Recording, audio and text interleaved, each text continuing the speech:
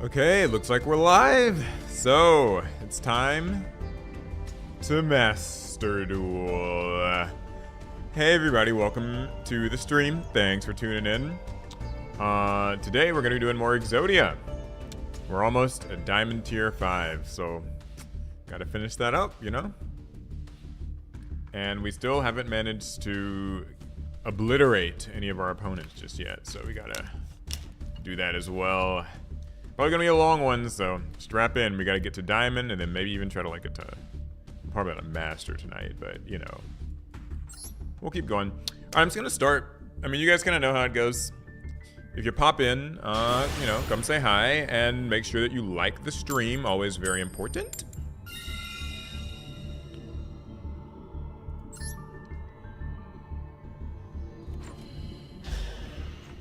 What do you mean this title again? I think this is an accurate title,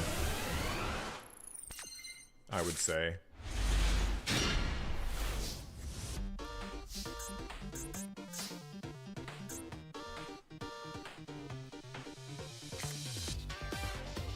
Let me see, is the thumbnail working for this? Hold up. Okay, alright, cool. Alright, anyways, back to the duel.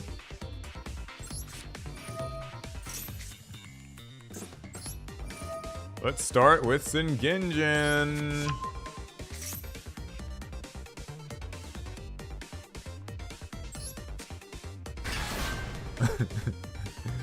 Okay.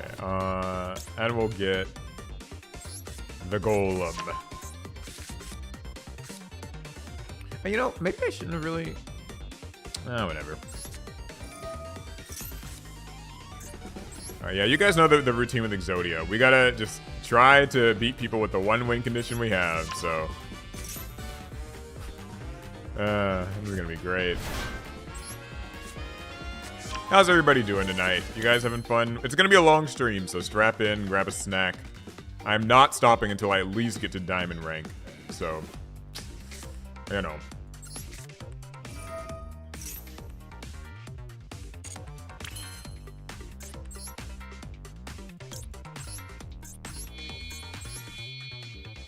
I saw your video on the new Blue Eyes Structure deck.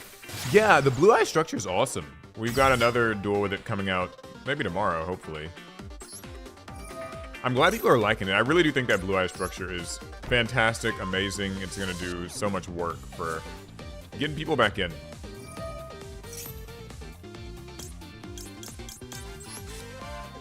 More importantly, how am I doing? I'm doing okay. I got a haircut today.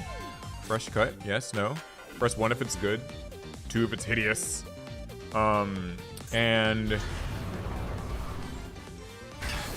what else? There's something else I was gonna say that happened to me recently.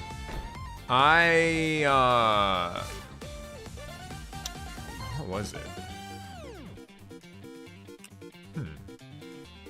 I guess I could set the super poly, but like I kind of don't want to like lose Obliterate Blaze. Whatever, I'll set it anyway just in case. You never know. Yeah, there's something else I was gonna say. Okay, so here's a little update.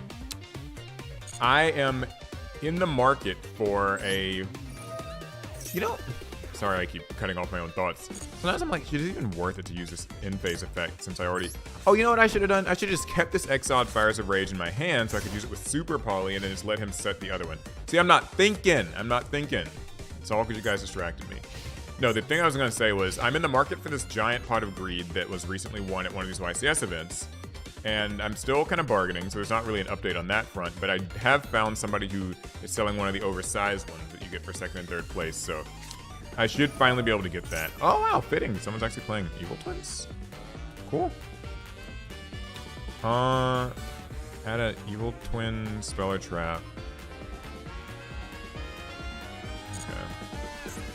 Yeah, so hopefully I'll be able to get that.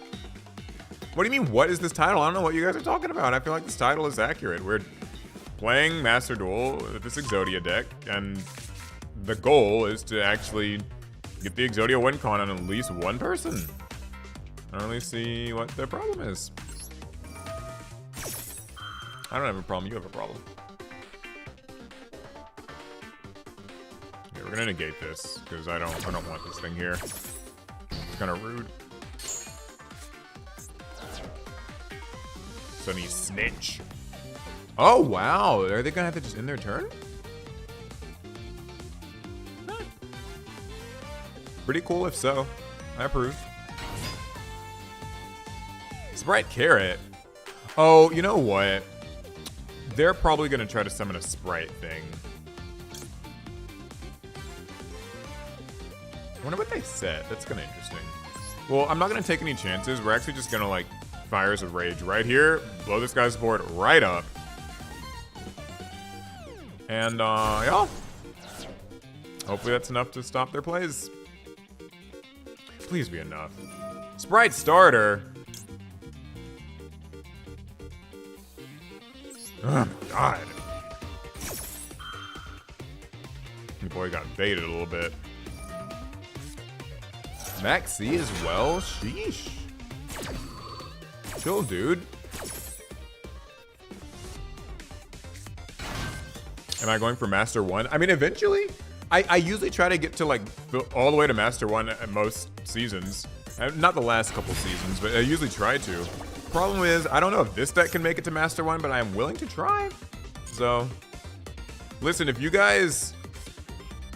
If I get enough support and people really like this, I'll try to put myself through that hell. Right now, my goal is just to get to Master, but, like, listen, you know. I'll do what I must.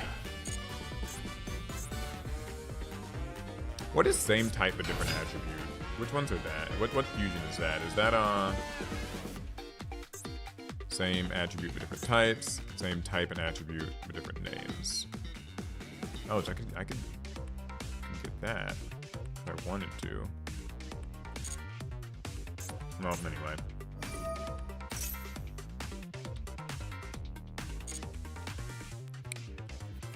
On a scale of 1 to Alec, how much do I like Joey as a character? You know, every time I watch Yu-Gi-Oh! I was rewatching like Duelist Kingdom and stuff recently, and I realized I think that every time I watch Yu-Gi-Oh! Joey becomes more and more of like my favorite character, actually, I would say.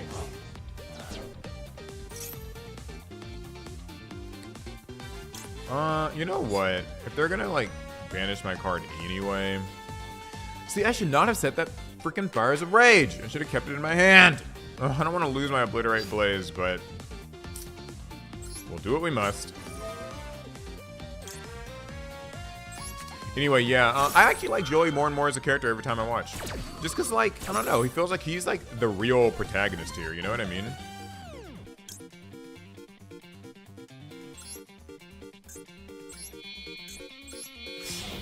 Because he starts off not in a great place, and also, he actually, like, improves his deck throughout Duelist Kingdom and Battle City. Yugi doesn't really do any of that, so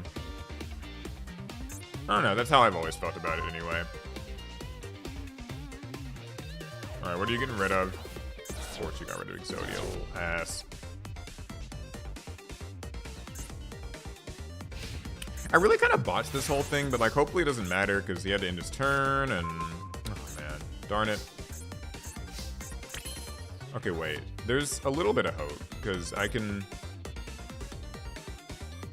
Yeah, okay, I know what I can do. I can use my Wedju Temple.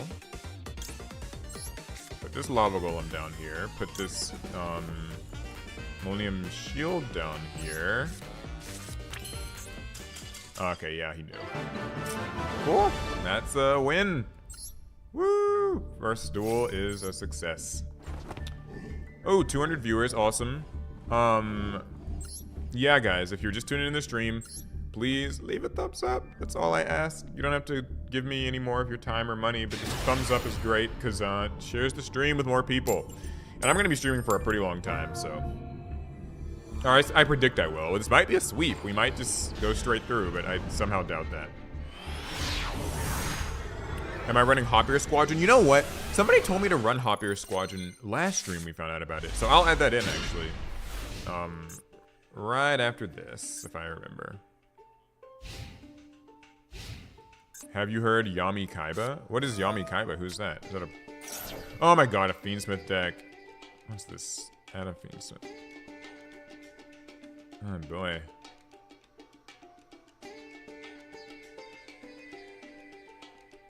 Okay, yeah, well.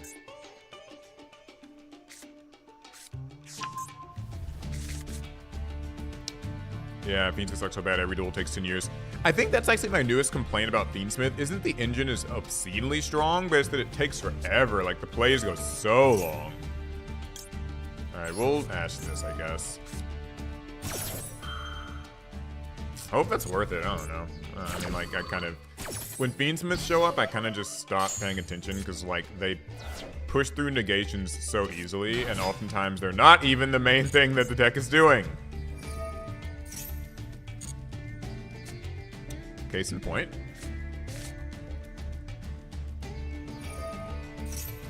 Okay, well, we're gonna use Maxi on this. Pray they don't have Cyframed or Gamma or an Ash themselves, because God, that either one would suck. Woo! Cool, okay. This is cool. Ditched out, I'm back. John, wow. Okay. You ditched your wife to watch someone play Master Duel? Until they obliterate? Wow. For shame. Only kidding, I prefer it this way. Yeah, you can sink it to level 10, 8, and 6. Okay, yeah. Yeah, I'm gonna definitely add Hopper Squadron in then too. Because listen, this deck needs everything it can get. Like, we found anybody who's been following these streams, like y'all know, you know, this deck needs really anything at all. We'll take it. Did we add Nibiru in here? Like, I don't remember if we did. I know we have like Lava Golem, but I was just wondering if we had Nibiru, maybe that could, you know, help us out too. Or maybe even like, yeah, I mean, I think Nibiru would probably be ideal. Okay, usually Centurion players stop here if XC has been played. Like, typically they kind of just chill. And my hope is that that is what will happen this time. Have you thought about adding the Millenniumized Restrict package as a tech? Yeah, somebody was talking about that last stream. So we'll go and try to modify this deck if like, oh yeah, I forgot I can just check my deck now. Okay, I do have Nibiru in here. Yeah.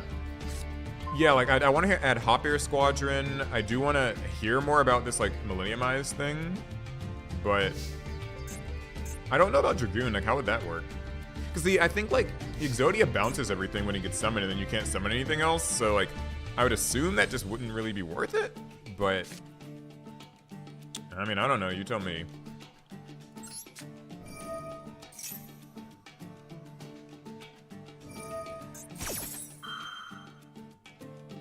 Oh my god. I actually, y'all, low-key, Centurion's one of my least favorite decks to face. I mean, like, the concept's fine. I'm not saying anything like about that. It's just like, this deck is so annoying. Like, it plays during your turn, and I know that's a lot of decks. Maybe I should shut up with all my bitching, but golly, it's annoying. It's mostly because you know what's gonna happen next, right? Like, it's like Crimson Dragon, and then immediate shooting whatever dragon. I guess I could stop this with a Super Poly, but I'm gonna wait and see if there's a better thing to Super Poly. That would be more ideal. Let him use up a few cards. All meta decks. Yeah, that's true. I mean, a lot of decks just gonna play in your turn, so I suppose it shouldn't be like, you know, why am I hating on this deck in particular? Ugly old Crimson Dragon, there it is.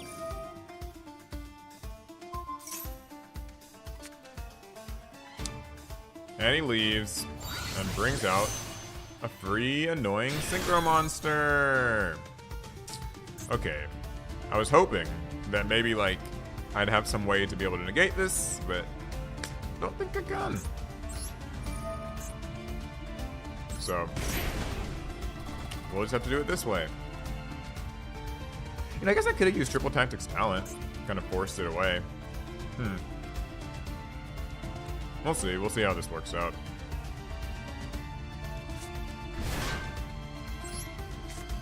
You know, my dumb ass really did not just get Shield. I should just use Shield to get the little other thing so I could not have to pay so many life points. What is this? Oh, it just banishes it to the end of the turn. That sucks.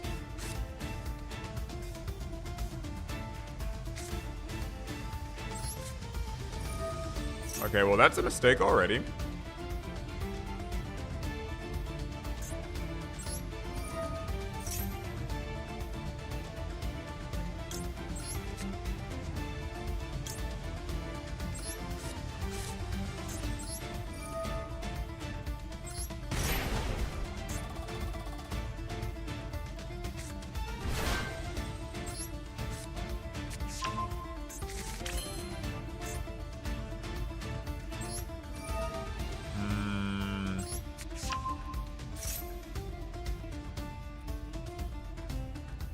Okay, like so far so decent.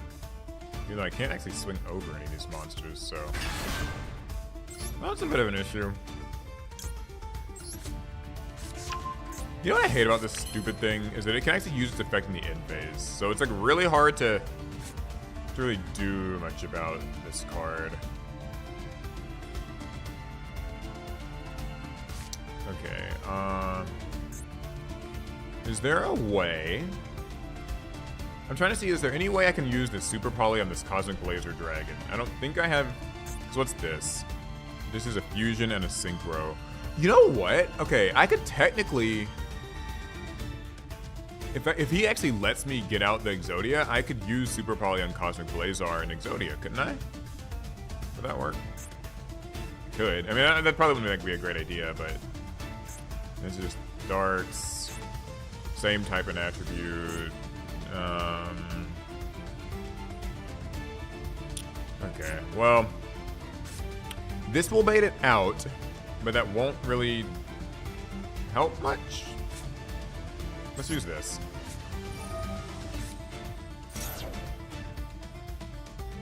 Oh, you know what I could have done? Well, let's see. I realized I probably could have just tried to use like Triple Tactics Talent and maybe just done something like that, you know? And then if I'd like stolen his monster, kept this in attack mode, oh man, that would have been able to kill him. Darn!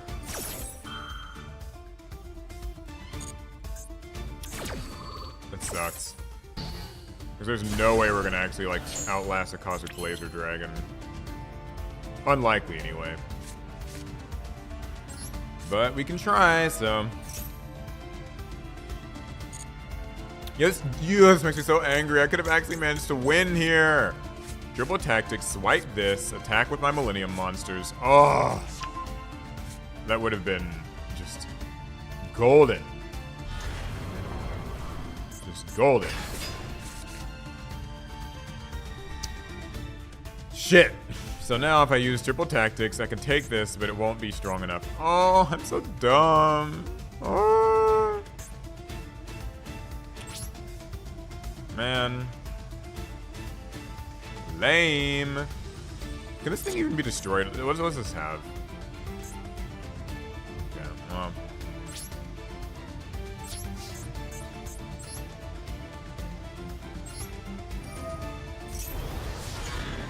Very depressing that I didn't notice that. I just needed this thing to be in attack mode. That's it. Well, we're gonna set these cards, and I don't know. Pray about the rest. Oh, thank you guys for the super chats. I've totally forgotten. Sorry I didn't notice them. Mark Sherman, and I also saw Drewski. Always love seeing you obliterate. Do it to me next time. Listen, I'm gonna try to obliterate it all over the stream. We're gonna get one obliteration on somebody. And it ain't gonna be pretty, I'll tell you that much. Oh, does this guy come back? Okay, he comes back. That's cool. So, if he summons another wind monster or another dragon, I can super poly his thing away. So that's like kinda nice. Let's see if it pans out. Like, it's kind of our only hope.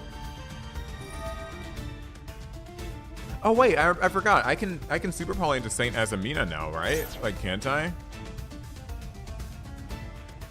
And if I want to do that, now might actually be. I'm trying to think. Since he can use super poly, or I can use super poly to get rid of Cosmic Blazer Dragon. Thing is though, I just got to be really careful with how I do it. Because...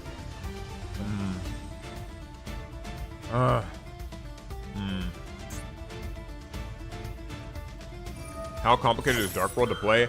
Wouldn't know, I can't play it. I'll tell you that much. My main thing is like, Dark World is kind of one of those decks where I feel like they play alone. You just kind of keep just discarding and drawing and summoning stuff back. So it's like the type of deck where you could kind of just sit in your room alone and like grind it out, you know?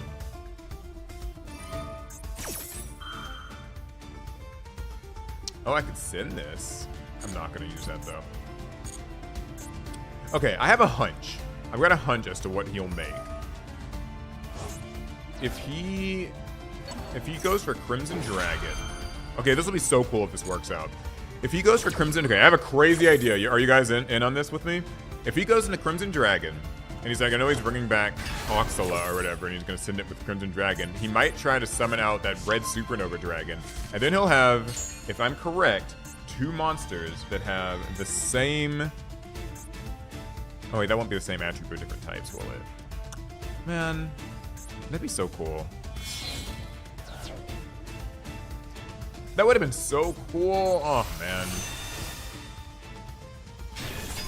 Okay, what is she? Light? Oh, man. Shucks. This sucks.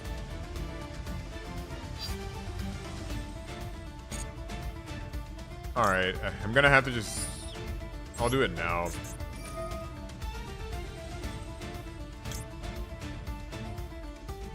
I don't want to, but I think that this is probably the only time I'm gonna get to use Super Poly, so...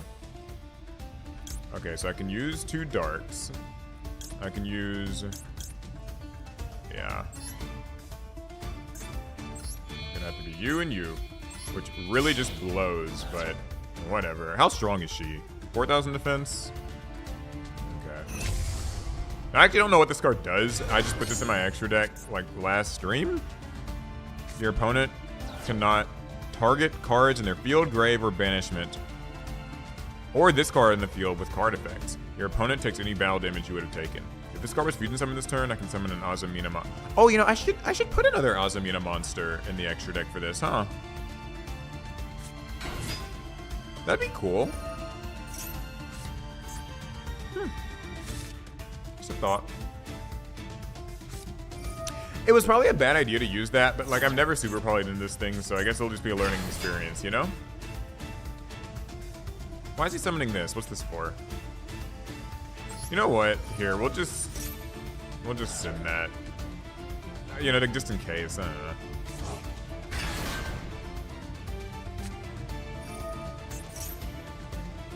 Now attack with shield. Wow, okay. Yeah, you can put in Illa Sylvia with it. Okay, I'll that was the card that people were saying I should craft next time, so I'll do that. Illa Sylvia. Oh boy, this person's doing the Fiendsmith thing. Is this gonna be another case of somebody like using Fiendsmith without, like, couldn't he just have like attacked with stuff? Like, okay, if you guys remember the last stream, you'll remember that like, there was this player, it was like a Labyrinth player, who kind of had us dead for rights. And then they decided to just turn everything into a Fiendsmith tract and go in this engine. And I remember thinking, like, why did you do that? Like, you could have just attacked with your cards and kind of just managed, like, just use advantage and stuff. But instead, he went to a Fiendsmith thing and ended up losing because he couldn't deal with all these cards. And I have a feeling that's kind of what's going to happen here. Because, like, if we only have 69 seconds on our timer, he probably doesn't have much more on his. So, who knows?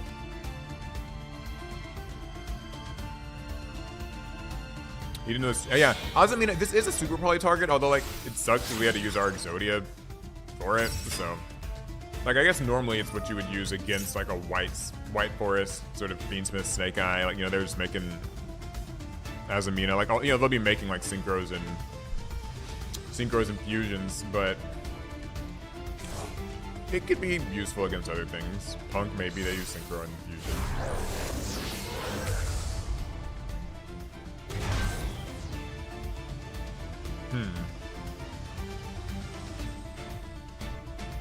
We're gonna wait this out because I have a hunch he's gonna just run out of time. Like, that's what happens to a lot of these players. They just run out of time with these decks. And this bitch has 4,000 defense, so like... And they can't target anything on their field, grave, or banishment. Or this on the field with card effects. So that means that he won't even be able to use, like... Oh, is this person giving up? You giving up? Fiendsmith Engine didn't work out for you?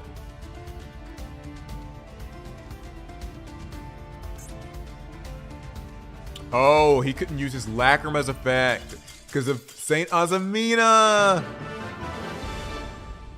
Well, skill diff. Oh no, guys, don't you feel so sorry for the person who couldn't use their Fiendsmith Engine? Boo-hoo. It didn't work. Oh no. I feel so bad for the Fiendsmith player.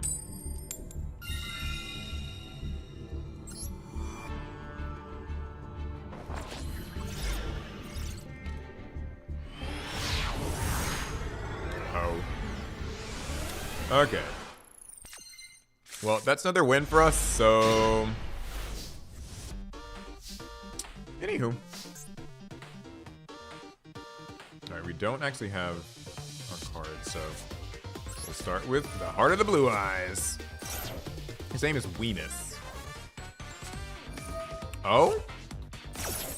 Mulcharmy Thualas. So anytime I summon from deck or extra deck. Somebody played this against us before, and I was like, why are you... Like, this is barely useful against this deck, but... I'll go.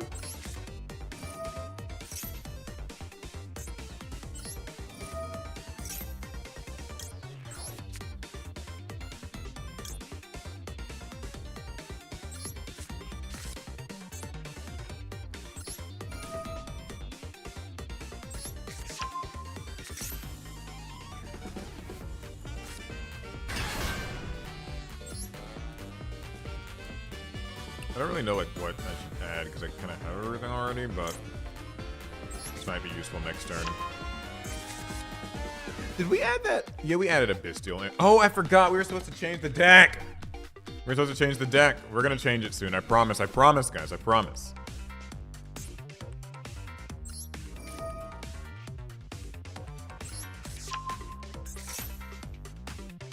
Don't really know why I'm like summoning these things. I guess just to, you know, get a few search cycles in.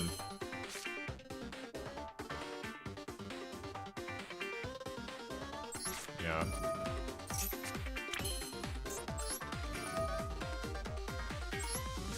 I mean, like, these monsters being on the field, low-key, like, this is, like, one of these things that I don't talk about all that much, but, like, it kind of comes up, is, these monsters just sitting in defense and having these, like, vaguely defensive effects has won us a few of these games, I've noticed. Like, sometimes people can't really, like, just deal with all of them as easily as you would think. And then they, like, end up wasting time going through Fiendsmith combos, and they don't actually just have the power to get rid of these things. Because, like, this can't die by, what is it? This can't die by spell and trap effects. This can't die by monster effects. This stops, like, Millennium Ankh from being negated. Just little things like that, like, it adds up, so.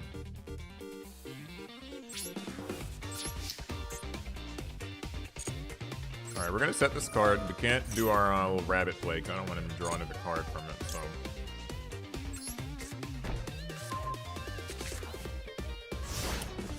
Yeah, so like, yeah, just like having all these little tiny things, it makes a difference. Like, these things are hard to deal with, and of course this just can't be destroyed by card effects. Although I have, oh boy, another Fiendsmith player.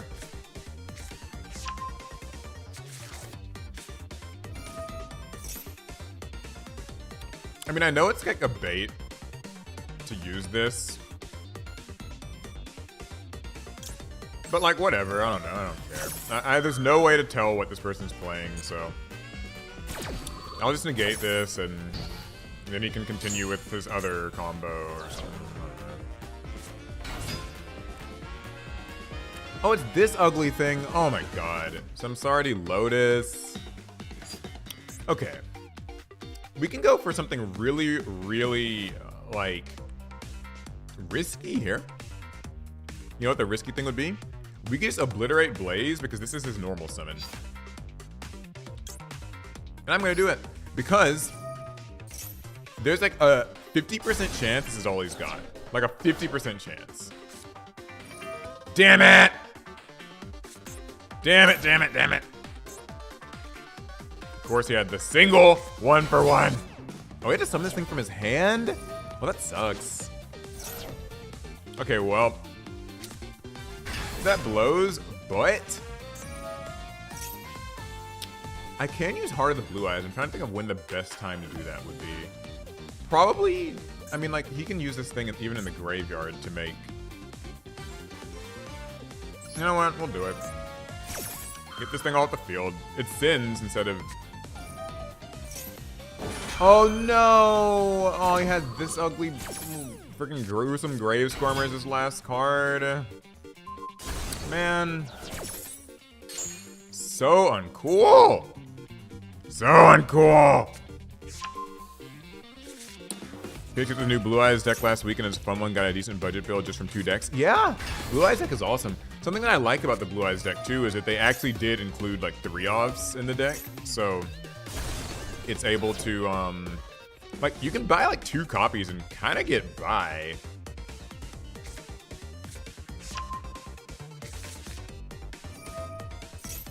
I guess 3 is still ideal, but I'm so sad this part of the Blue Eyes did not get to work. Of course this little bitch is the last thing in his hand. Freaking gruesome Gravestormer, asshole. Oh my god, Moon of the Closed, or what? Moon of the Closed Heaven. Girl, chill out. Like, what is... Did she have to just... It's her fault. That's what it is. I feel like it's her fault. She needs to be banned. I don't like this girl. She lets any deck just do this Fiendsmith stuff. Are you happy that Snake Eye got hit in the TCG? I mean, like, happy in the same sense that anyone's kind of happy. Like, it's just been around for a long time. But I don't have too much personally against Snake Eye as a deck. I think it's, like, annoyingly good, but I don't know. It's just... I'm no more or less happy than the average person probably is. You're doing what on other players? I'm playing Exodia. I don't know what you're talking about. I don't know why people keep freaking out about this old stream title. There's nothing wrong with it.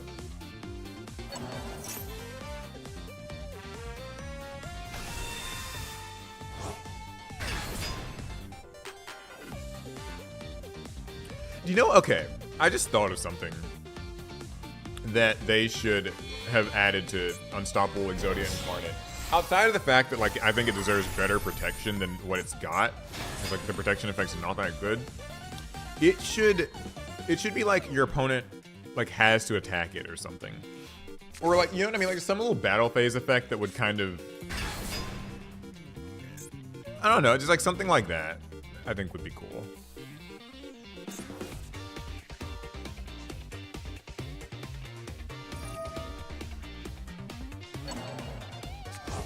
I'm just gonna negate my effects. Although, one cool thing is this won't be able to negate my Exodia during the damage calculation when it uses the attack gain.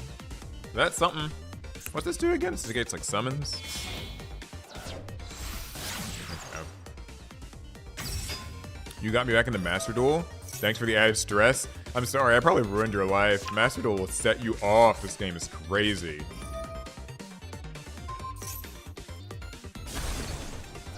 Oh, dude's comboing. Okay, chat. How y'all doing while we still just wait for this guy to finish? Surprised it doesn't have battle protection? I know, like, this Exodia thing should at least be able to, like, survive some attacks or something.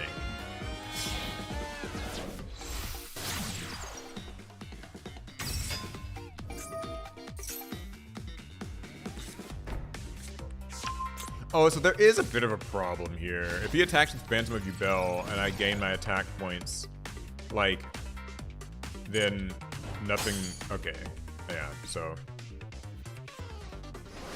okay, so he knows what's up, because he knew if I tried to gain attack points, that wouldn't be in my best interest, since like he won't take anything, and a Nightmare Pain will inflict damage to me. But yeah, that's why he attacked, I guess. Now we're gonna use Unstoppable Exodia Incarnate. Let's see if he negates this. Yeah, figures. Just gonna grab an Exodia, I guess, for him. Not Exodia, Yubel. I don't know why I called it that.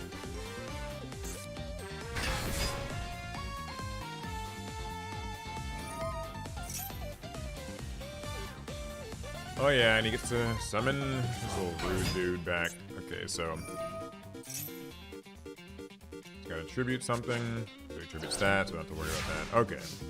Normally, I would just obliterate Blaze's ass and we'd be done with this duel. But sadly, not the case. So, what can I do? Oh wait, it's all good. Obliterate Blaze can actually destroy his back row. Destroy both.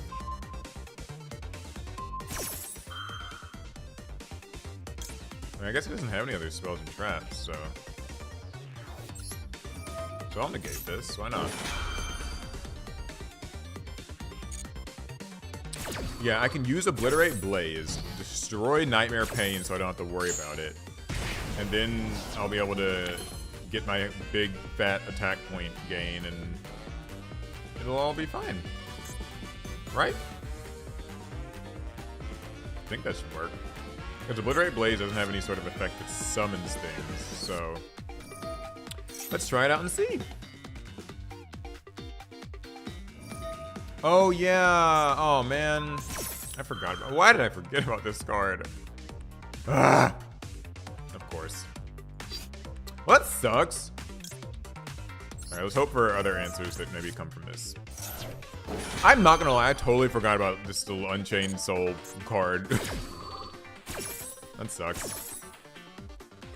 Maybe I'll just draw like a Lava Golem and that can solve my problems for me. I didn't, but would have been nice if I did.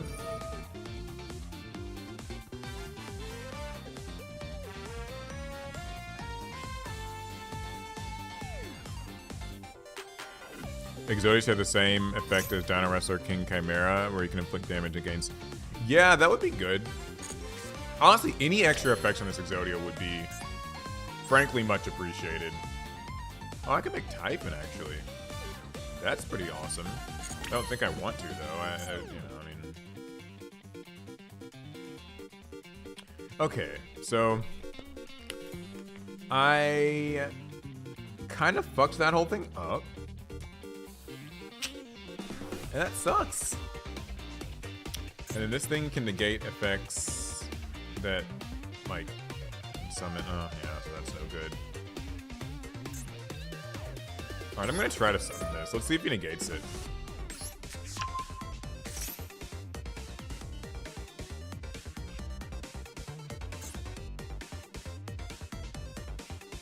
Oh, cool. I'm just letting this go through.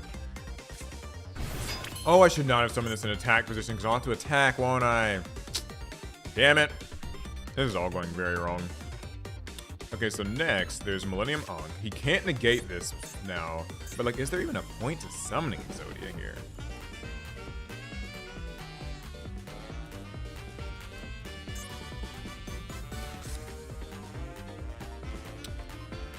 Paul, don't fuck this up even more for yourself.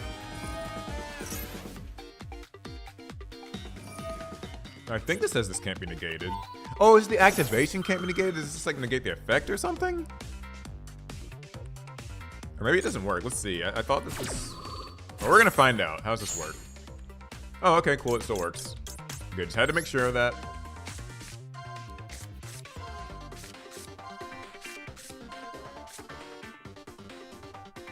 Okay. So... I will have to attack Duel, which isn't so bad with this one anyway. But, my situation's really just shit. I should have put this dude in defense.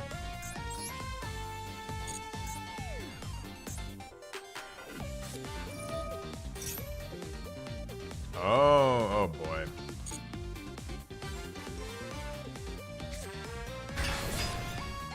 You know, this all started from me messing up with that Obliterate Blaze. It's all my fault. And I gotta own that.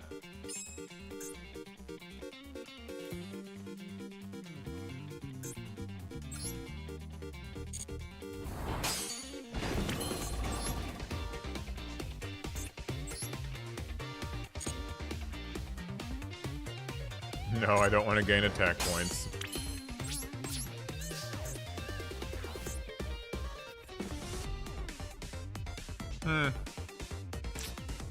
Well, this really fucking shit the bed.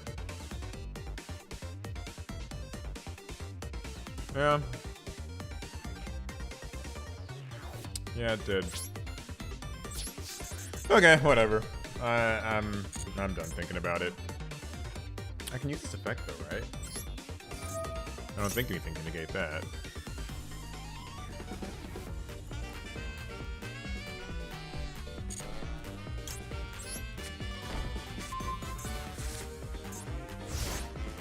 So, this is really bad. Like, this whole situation is just really bad. I let this get very badly out of hand. Do you think Konami should ban Nightmare Pain? I mean, like, I don't really have a problem with Nightmare Pain. I think it's fine. Like, you're talking about a Master Duel, or... Because it's a 2 in Master Duel, right? And then in the TCG, it's... Did they put it to 2 in the TCG? Like, I don't really remember. I don't think that Nightmare Pain's like... Or Nightmare... Pain is bannable. I'm thinking of Nightmare Throne. I know they semi-limited Nightmare Throne. I don't think Nightmare Pain is that bad. The reason I don't think it's that bad is because it's not completely, like, self-sufficient.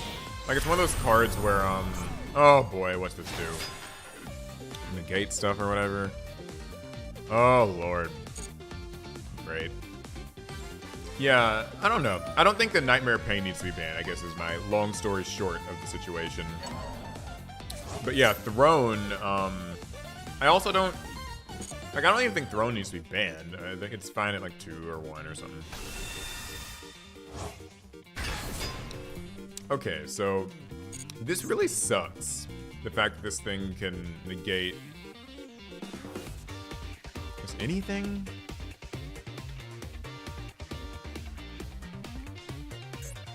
Golly. I hate top-tier decks. I guess hate the decks just get to be so good. Like... Golly, can't we just have some good, nice things, too? I think Phantom of Yubel should go to 1. I don't think it should be banned, but I think it should go to 1. I would like that. Like, the fact that he can just, like, make 2 of them in 1 turn is always... Like, that always triggers me. But I don't think it should be banned, because, I mean, I want Yubel to still have, like, the card. I just think that having multiples of it is a wee bit rude. Ban every Yubel card? Well, yeah, but we can't go that route. Because, I mean, if we're saying just ban every card of every deck that annoys us, then eventually your deck will be somewhere in the ladder.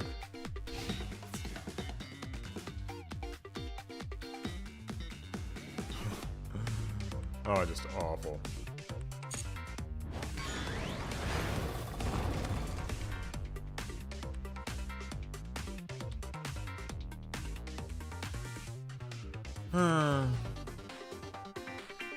What's this do?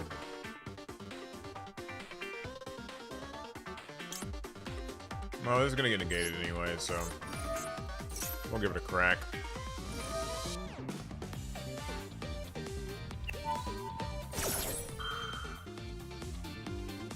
Yeah, we kind of botched this one, and I'm really upset. I mean, well, yeah, no, that was our fault. That was our fault. We'll own it.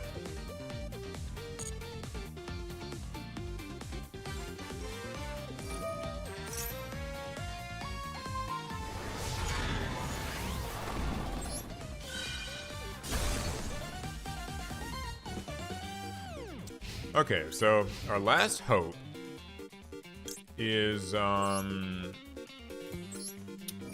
we draw like Super Poly, basically. Like, If we draw a Super Poly, maybe we can like use that. I don't know.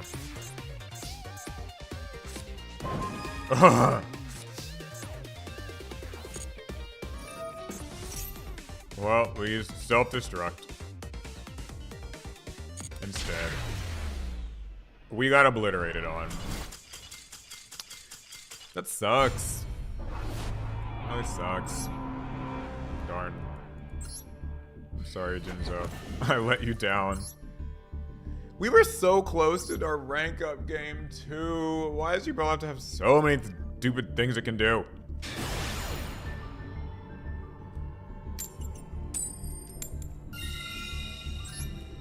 Depressing.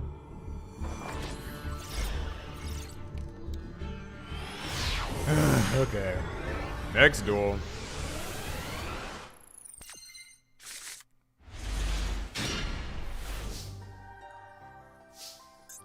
Self-destruct button, yeah, I know. Destiny Blue Eyes versus Saga Blue Eyes starter deck duel. What? Okay, so many people want to see that old ass Saga the Blue Eyes deck against the new Blue Eyes White Destiny deck. If people truly want to see that, I will make it happen because I have 3 of each of them. I'm just so surprised people want to see it. But I do have them, so I can put that on the docket.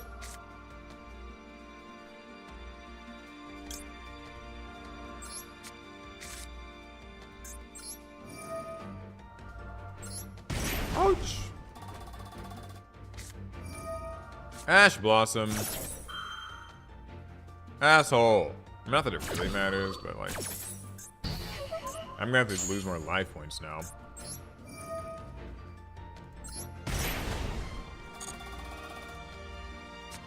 This will be able to get me to my Millennium Ankh, and that's really all that matters.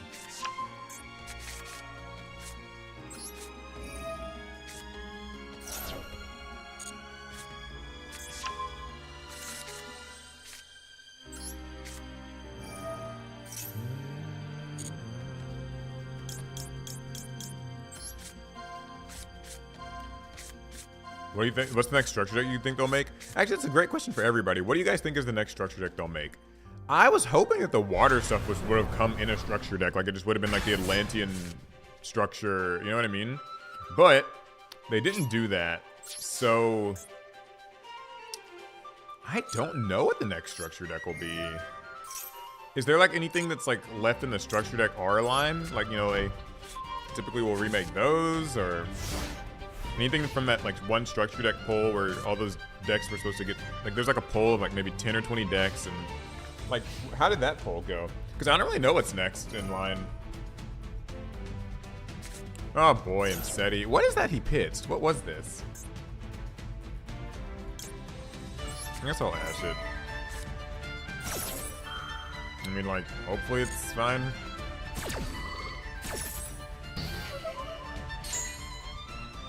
You hope they make a new Ice Barrier structure? The thing is, though, they already made an Ice Barrier structure deck, so, like, man, now I have to use my... I hate when, like, you have to use Exodia to negate something like Heavy Storm. But Ice Barrier already got a structure deck. Just a couple years ago. And then they got new support in the Battles of Legend last year, so I mean, like, how much more do they need? Oh my god. Please don't draw anything playable. Oh my god, evenly matched. Ah!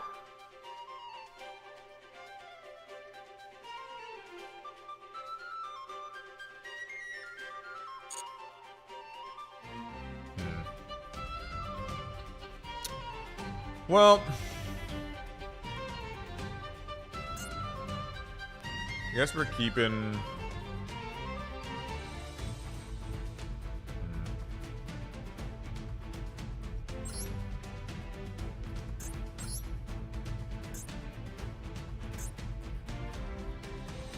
I guess we'll just keep Exodia.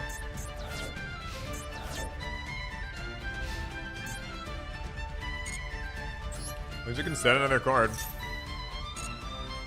Alright, we're gonna try to just kill him with Obliterate Blaze. You didn't have any cards, so...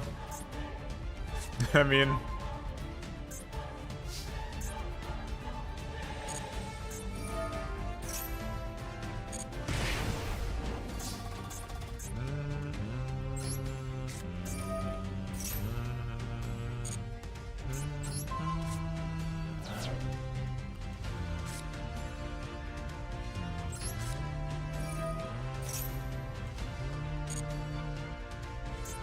I think I have to have spells and traps in order to use Obliterate Blaze's effect, don't I? Isn't that what it is? Yeah, I gotta have at least one.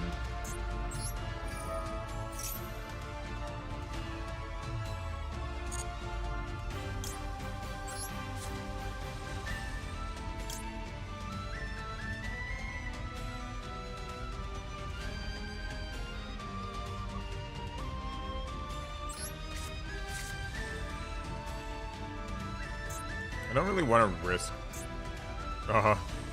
losing another 2,000, so we'll just use this effect here and like pray that it works.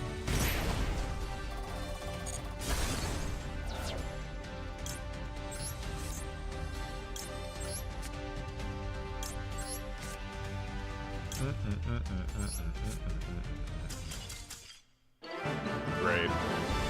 Cool. Okay, that puts us back where we were before the last duel. Which is to say, still gotta get 2 more wins. We're almost at diamond, people. We are almost at diamond. Wait a second, we're supposed to change our deck, aren't we? We are supposed to change our deck, okay. Alright, what is it, Hop Ear Squadron that we're supposed to be adding in here? During your opponent's main phase quick effect, you can target a face-up monster you control. Summon this card from your hand, and if you do, immediately synchro summon one monster using only this and the card you control. Okay. So typically, I guess, I could use that with a Golem to make an 8. Sengenjin to make a 10. I could even make a 7 with this. Okay. We're gonna get, like, 2... We're gonna run... Okay. We're gonna run a single Hop Ear Squadron. And just see if it works. And we probably need to take something out for this, really. Oh no, I'll just check that out. Okay. So,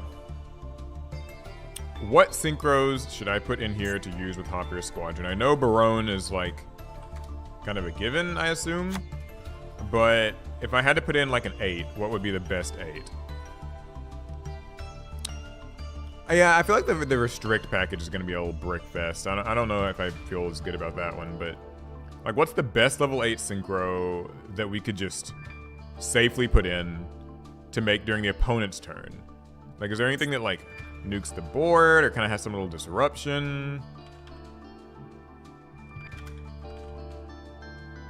Omega, Draco Berserker, Stardust Assault Dragon. I feel like... Oh, I just typed that in wrong. Draco Berserker sounds... Oh, I gotta craft that.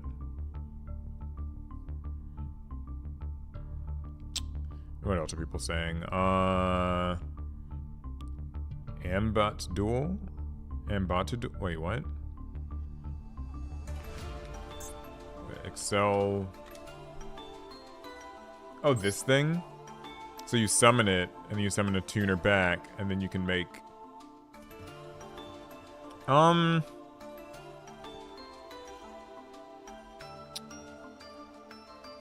That card that puts a card in the spell and trap zone. The level 8 water? Oh, what is that card? What's that new card that's like a level 8 water that puts something in the spell and trap zone? What is that? Because I don't know if Dragite will really work. I have to have a water in the grave. I don't think that's what they were talking about. Packbit. This thing, right? If this card synchro summon, you can target a monster in your grave or a monster your opponent controls. Okay. I'm going to try this out. This seems fun. And we'll just drop... I don't know. Drop some cards from this extra deck we don't really need. Alright, good enough. Wait. What do I have to craft? I have to craft this. Okay. This seems good enough for me. I want to get back into the duels now, so... More dueling. If this Hopper Squadron randomly wait, what? Wait, it didn't let me duel? What the heck? Did it push me out? Okay, maybe I didn't see what happened, but Crystal Wing's a good 8. Oh yeah, I guess it is. Although wait, I thought Crystal Wing needed a to use a synchro, or does it not?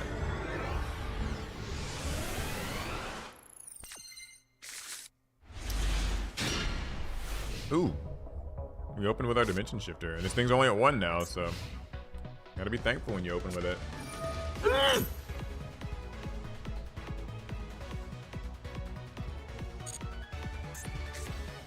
Oh no, it's a mirror match.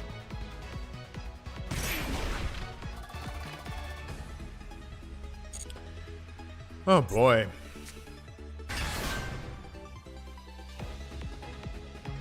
So I kind of realized something with Sengenjin.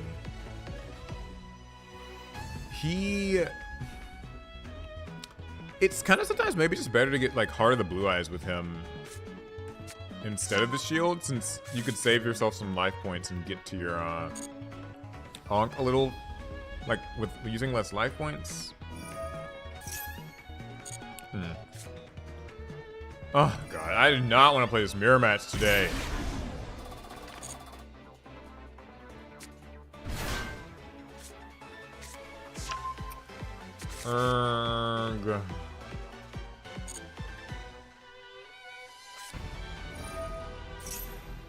This sucks. Alright, here we go. Oh, he has 2 Exodia pieces in his hand? Okay.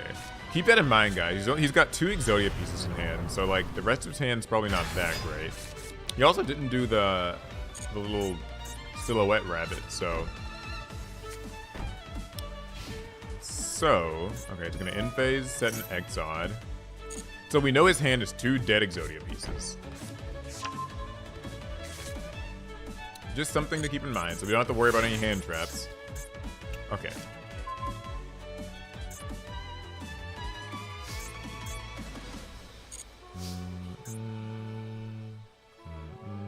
Okay.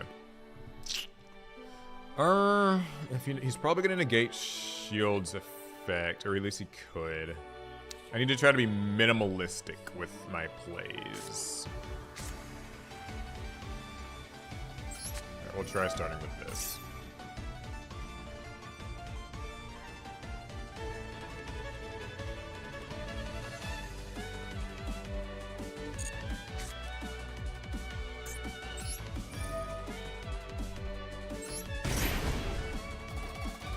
Is he gonna negate it? He didn't. Okay, cool. That's a start. Okay, next. If I can get Golem up, then he won't be able to negate my Ankh. So, oh, but I gotta remember, he's got that 1 card.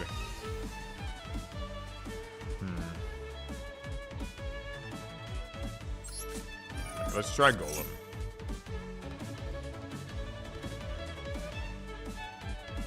I know he's got Fires of Rage. So, we'll use Golem. Let's see if he negates it. Okay. Good. So now Millennium Ankh can't be negated. So I think now is a good time to just do it. Because if I summon anything else...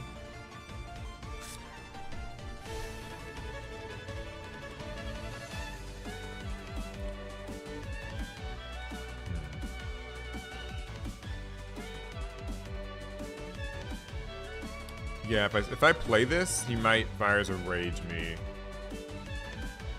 Yeah, okay. It'd be. I think it's safer to just use Millennium Ankh. I want to use Sengenjin and get like Blue Eyes and stuff, but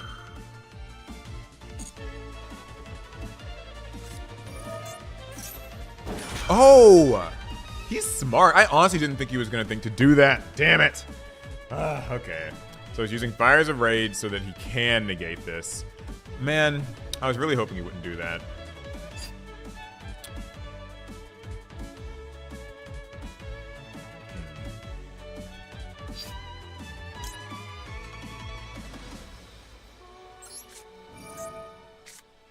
we'll use Shifter. At least stops his card from going to the graveyard. That's all the use we're probably gonna get out of this thing. Yeah, man, that sucks. He's smart. He actually knows his cards. It sucks.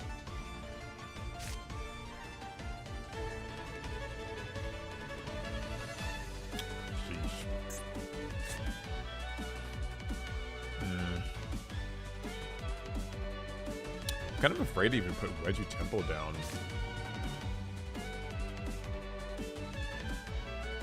Jesus Christ! Oh, that makes me so mad. You don't understand. Whatever. We're just gonna send it. Whatever happens, happens now. I really do just sometimes bank on like people not knowing like how to use stuff. But he knew, so I think he gets props for that.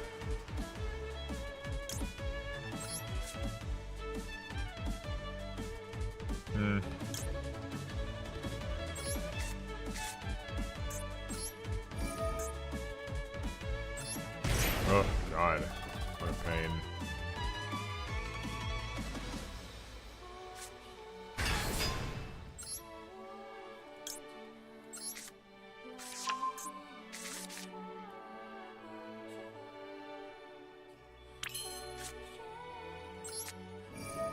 Kinda sucks that we have to discard this like this. I mean, I guess when you think about it that way, I probably shouldn't even really bothered with Dimension Shifter, because, like, who cares, really? And that way I could have kept it in the grave to, if he summons, like, another one. You know what I mean? But whatever. We're here now.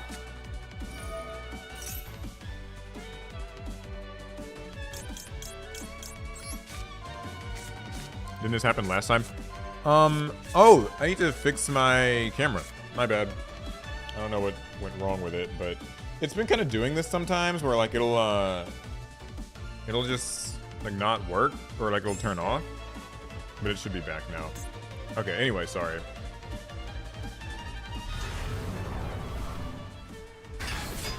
I'll check it. Okay, yeah, all right, it's good, it's good. Man, this sucks though. Like, I guess I'm just gonna try to. Yeah, because there's not really much else I could do.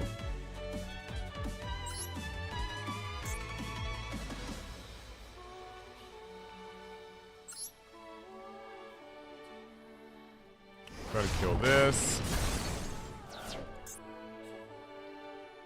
I mean, I can just let them both die. I don't. It's not really gonna help much.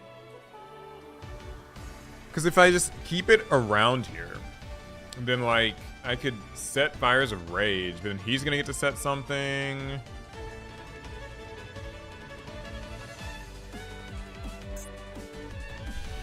He's gonna get to negate a card though.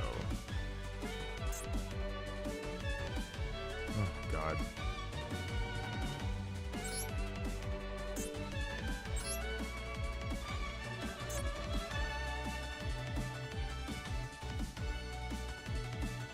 I feel like I'm just totally gonna regret this, but we'll do it, whatever.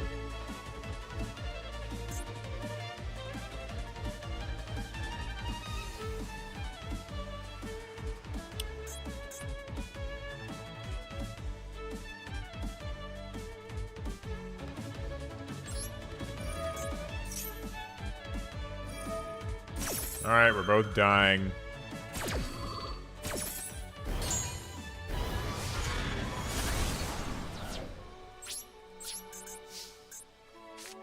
We'll set this and we're gonna pray about the rest of it. And that's it.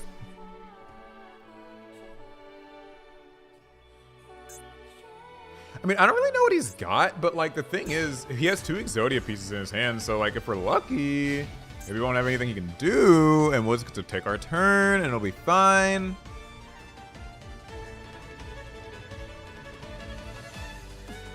Yeah, the reason I didn't attack the Shield of the Millennium Dynasty is because if Exodia lived, then in the end phase it would set another card, probably an Exod Fires of Rage, and then next turn it'd be like he can negate a spell and trap, and he can nuke our board, so I figured this was the better option. I don't really have like any great rationale to back that up, but it felt like the right thing to do, so, you know.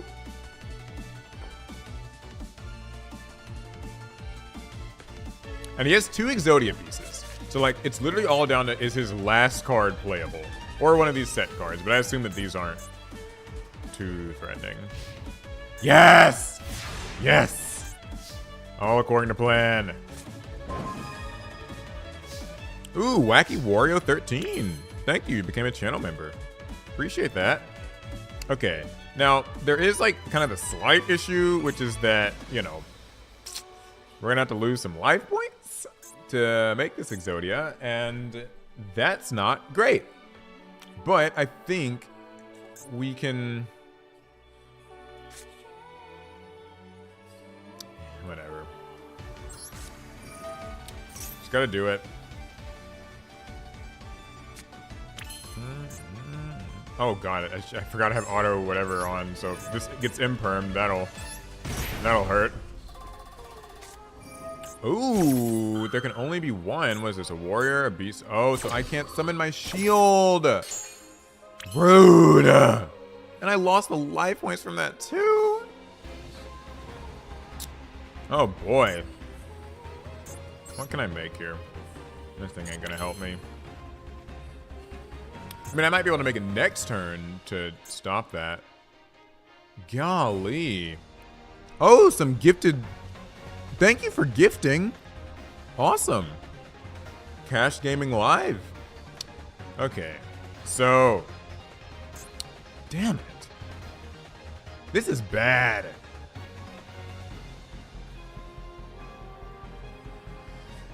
Alright, I guess I need to change the defense here because if he does happen to get Exodia, then it'll just kill me, so.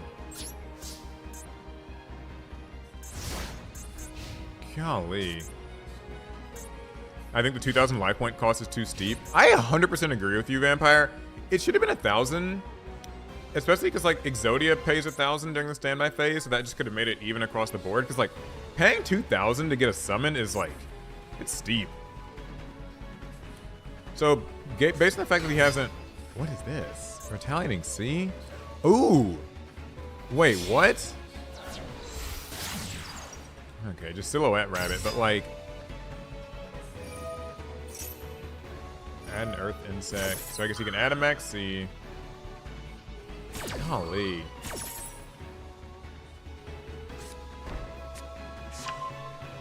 Yeah, but I agree. Exodia is way too strong.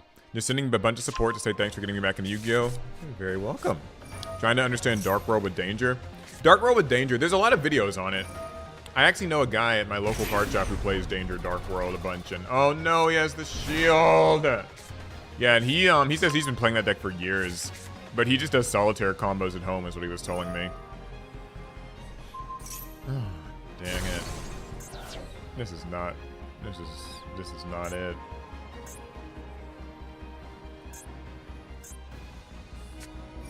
Super Poly? Oh, dear fuck. I say this as if I don't run all these cards in my deck. But still, man, come on. Aw.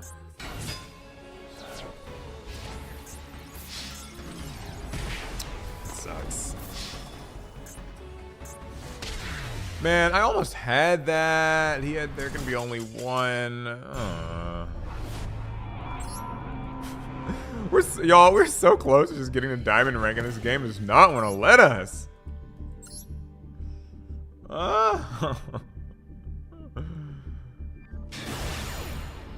Depressing.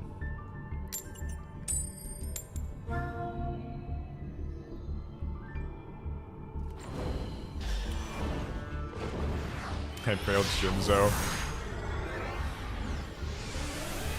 Man. Alright. We go next. Well, this sucks.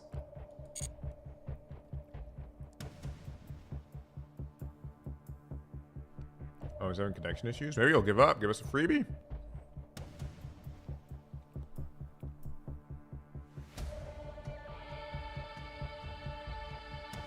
Aubrey. Oh, welcome to the channel, members. How's it going? Wait, Aubrey, you were in the podcast premiere this morning. I literally remember in...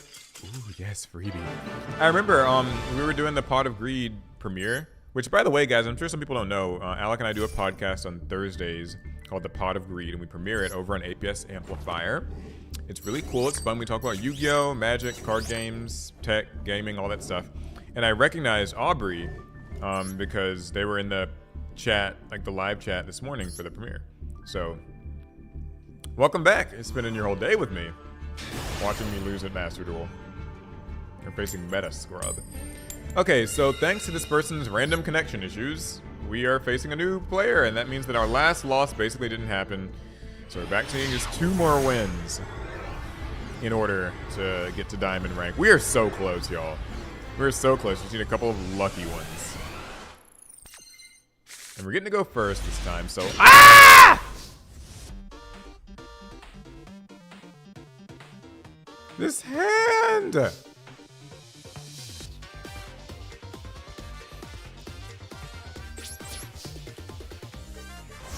Christ almighty. Maybe I'll get to max C and draw Exodia, though. That'd be cool. What if that happens? We have 3 pieces already. Oh, he's got Trap Trick sleeves. He might be playing Trap Tricks. Send one Evil Eye Unleashed. And... oh no, an Evil Eye deck. Okay, what's this do in the grave? Just in case, like, if I need to banish it. There we go. Oh. Oh, you play Evil Eye as your pet deck? Yeah, I was building Evil Eye in this game, and I kind of gave up. But I like it. It's fun. I never got like all too great with it though.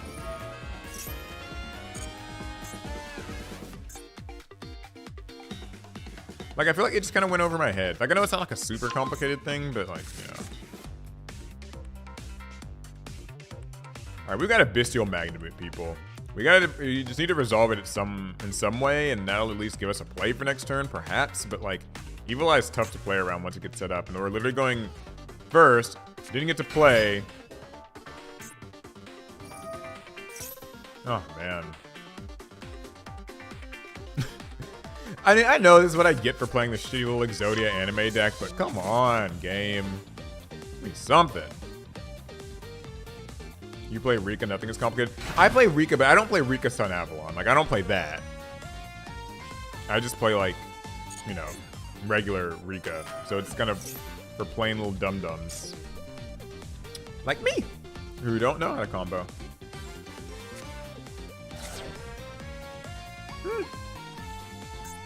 Which one was that? Okay, that's just Celine.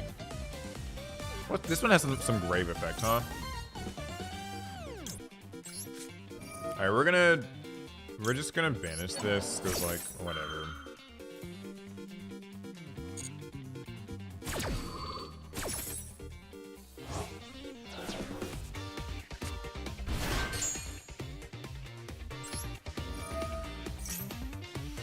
Alright.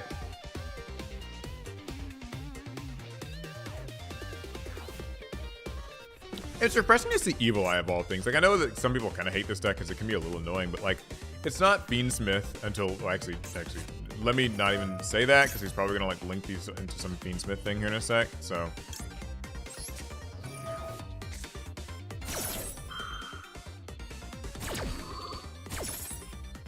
okay. Maxi is gonna draw us into the last 2 Exodia pieces, and it'll be fine, right? Come on, link summon into something else. Okay, he didn't.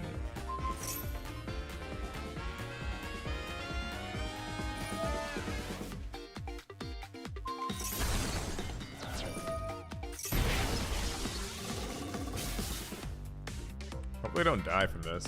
Like, I don't, maybe you just can't put the damage on the board. He's afraid of, giving me all these cards from XC, so he'll stop his turn there.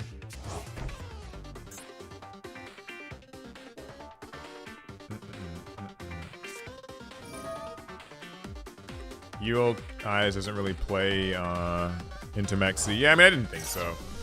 Like, at most. What does Repose do? Oh, it just draws a card? Yeah. That's not so bad.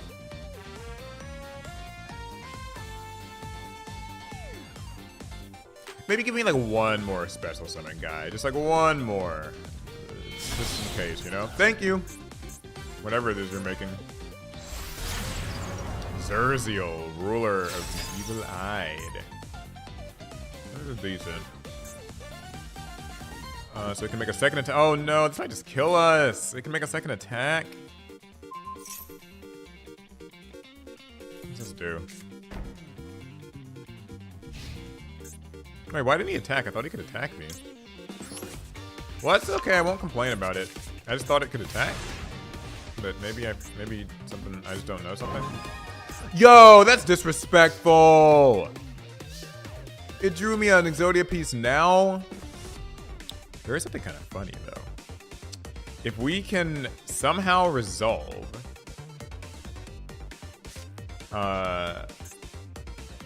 Obliterate Blaze and get it in the graveyard, then that means we can get our last Exodia piece.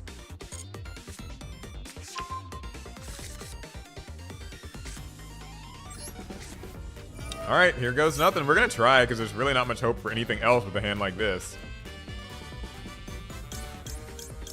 He's probably so shook when he sees we have 4 pieces in our hand.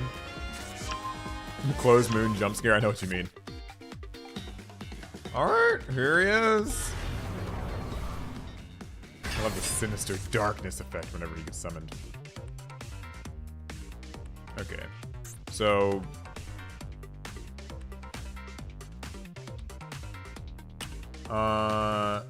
can I attack this safely? It cannot be destroyed by battle your opponent's card effects, and your opponent cannot target it with card effects. Each time you activate the effect, the equipped monster gains 500, and you lose some life points. Okay. You activate this card, which after battle, you can banish that opponent. Oh, okay. So I should not attack, because repose is going to... Okay. Yeah, so attacking would not be good, because this will just try to banish me. I'm just gonna play this safe. Go to my end phase.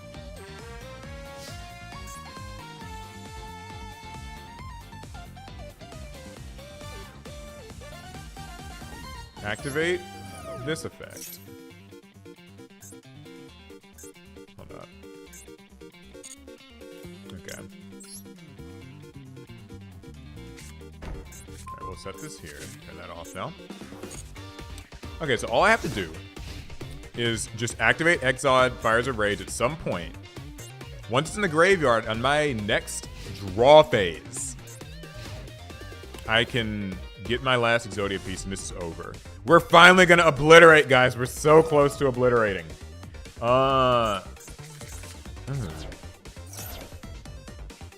I use Ash on the, I mean, like, cause he doesn't draw anything. I guess I'll Ash this, like, just in case. So he doesn't get anything, like, take too much advantage or whatever. So thanks to this can't be destroyed. So I guess I'm just gonna, like, wait for him to maybe play a few things. Use a Fires of Rage.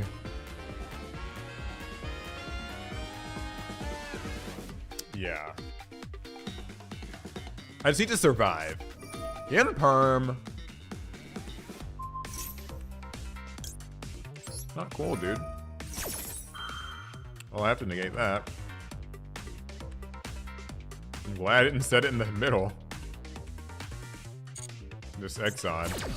Okay. Here we go. We're about to obliterate. Or try to, anyway. I just need him to do, like, anything. Anything at all. Just don't banish this card. Banish an evil eye or whatever and set this card.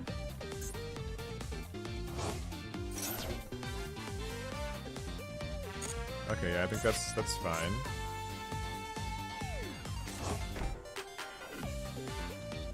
Come on, we're so close.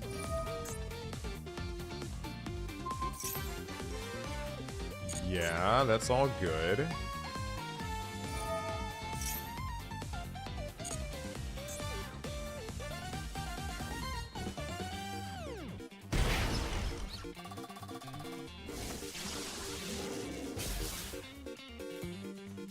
was told about you guys when my little cousin. It was a fun bonding experience. Oh, that's awesome. Also, your little cousin actually watches this. That is... It's always cool to see that, like, a younger... Anytime, like, someone, like, younger watches Yu-Gi-Oh! Content, that's... Oh, no, siree. Exod, Fires of Rage. Destroy everything. I mean, you can try to target one of my cards and destroy it. I don't really care. We're about to obliterate. This game gave us this dead-ass hand, and it's happening. It is happening. Fuck you. Oh, wow, everything's dead. I don't care about anything. Float with all your effects. Doesn't matter. We're about to use Exodia. Target for 3. Okay, making sure that he doesn't get to banish this card. That's all I... As long as he can't banish my Exod.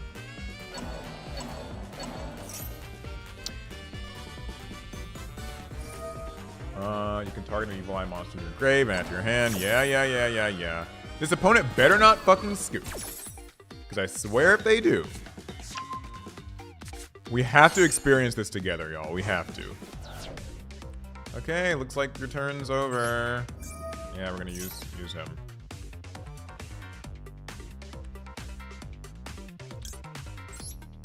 We'll get Obliterate Blaze in case something goes wrong.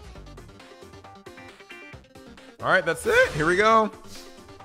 Y'all ready for this? It's happening.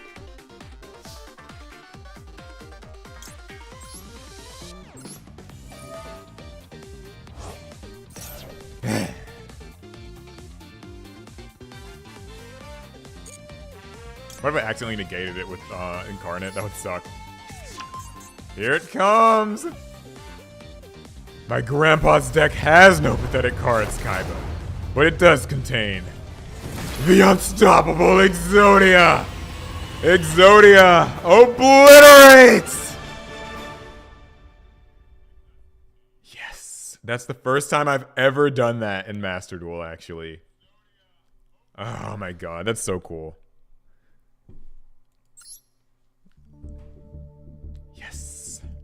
That shit happened. We did that! That would have been so cool if it was our rank up game too. Oh my god. Oh, that would have been hype. That is so cool. Somebody clip that. Somebody clip that. That's actually my first Exodia game. Like, cool? That is, oh my god. I can't even talk right now, actually. That was fun. Now we're facing some Japanese player who's gonna destroy us with some pile deck, but that happened. Don't y'all forget it. Cross that one off the bucket list. Yes. Okay. All right. Lock back in, guys. Though we still gotta get to diamond rank. Still gotta get to diamond. Ah!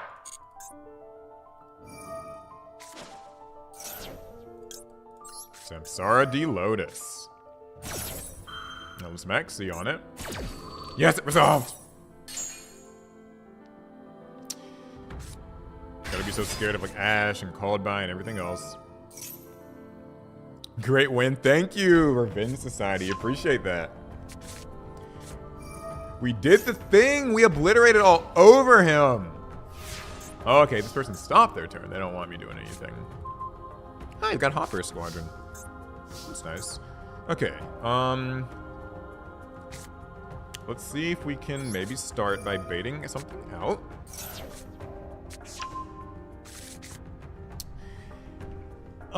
Okay. So there's a problem, as usual. We're facing you, Bell! Which means that, thanks to Nightmare Pain, we can't kill this person with our Exodia, at least not easily. So it's gonna probably come down to using Obliterate Blaze or some other shit. Ugh.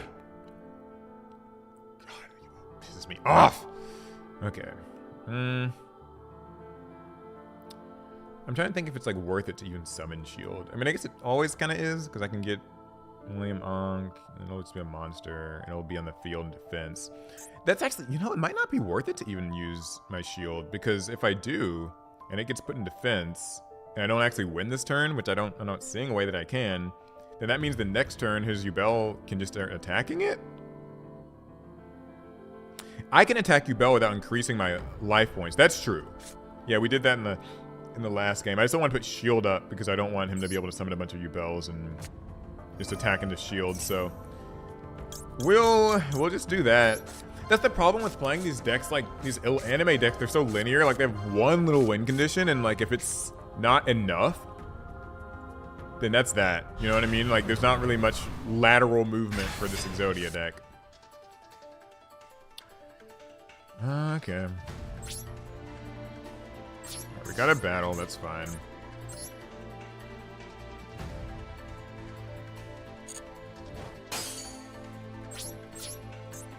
Alright, we're just gonna set this Super Poly. And like... pass? I don't know.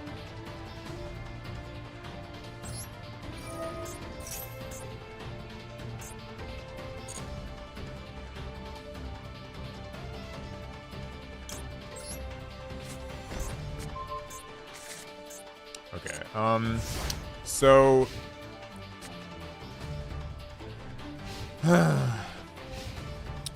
comes down to Fires of Rage, and we have a Nibiru in our hand that we can potentially use. We've got a Super Poly, which, like, I kind of regret taking out that one guy that takes 3 darks, because that'd be really fun to use. Okay. So... what can I do here? Samsarity Lotus is going to summon a Spirit of Yubel, and that means it's going to get to search Nightmare Throne. And that's just not cool. But Super Poly here feels like such a waste. It's just scary because, like, if this happens, then he's going to start to get more cards, and now my Super Poly means less.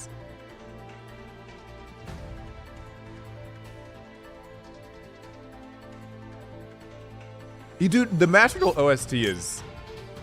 it is something else. I love this soundtrack. Okay, man. Fuck, I'm just gonna regret this, but, like, I might need all these other cards, so...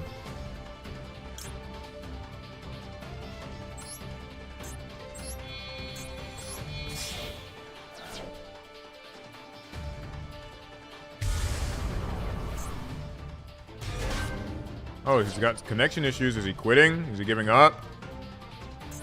Would be nice.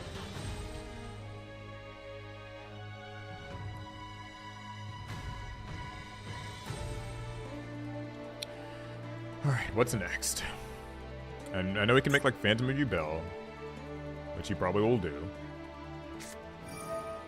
Oh boy. Oh, this rude-ass Fiendsmith card. They always have it. Yeah, dude, they outdid themselves with the OST. This is Yasunori Nishiki, and he is just truly amazing. He did work on Final Fantasy VII Remake and Rebirth, which is let's negate this, which is really cool. Those games have amazing soundtracks too, but, like, he cooked with Master Duel soundtrack. Duelist Cup Stage 2 from last year. Beautiful. Absolute beauty. Oh, this guy's impermanent. Okay. That sucks.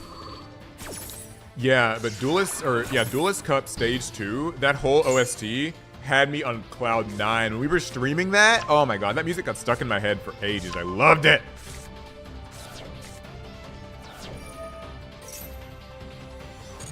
Okay, I gotta find a time to use Exod Fires of Rage.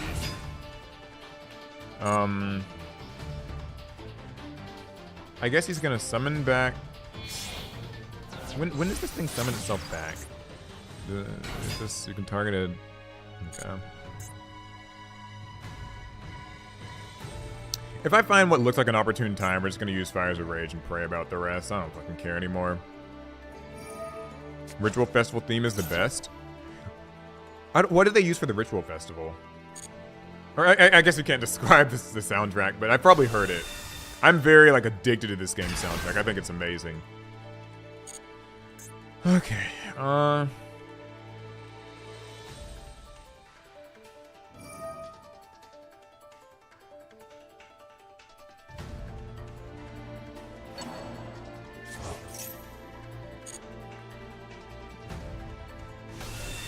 Alright, do y'all think I should just Fires of Rage right here?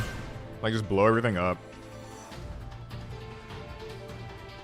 What's in the gray? What can this do?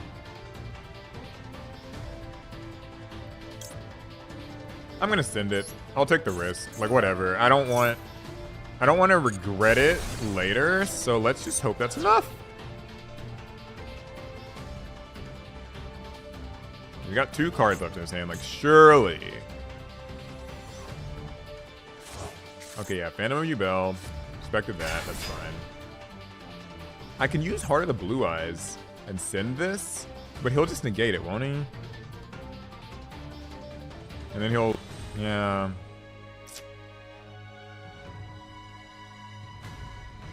Yeah, let's just not do that.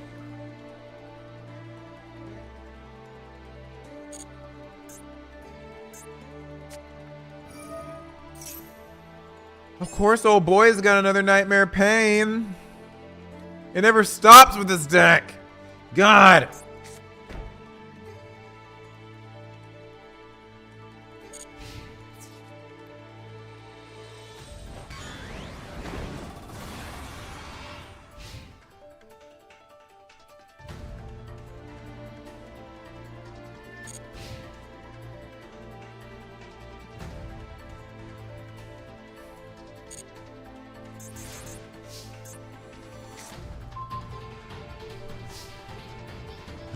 Lord.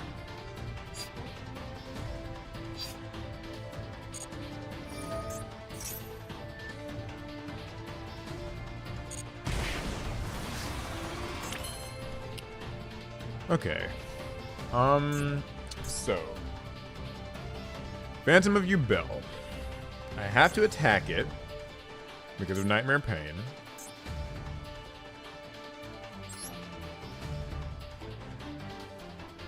Golly.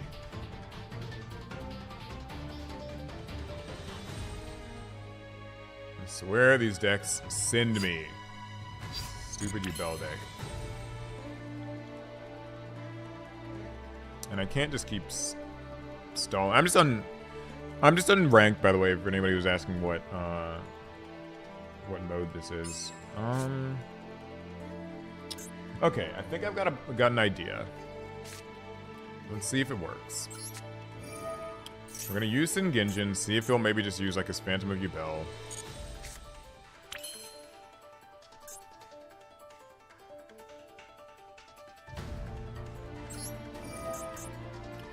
Oh, you know, I probably...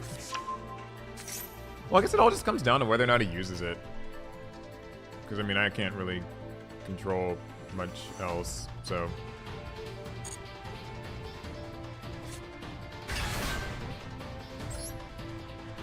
I don't know anymore.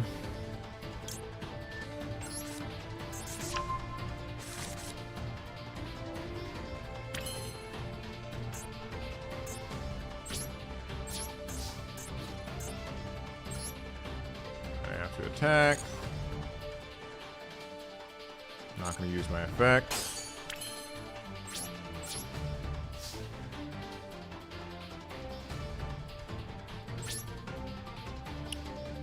We'll go to the end phase.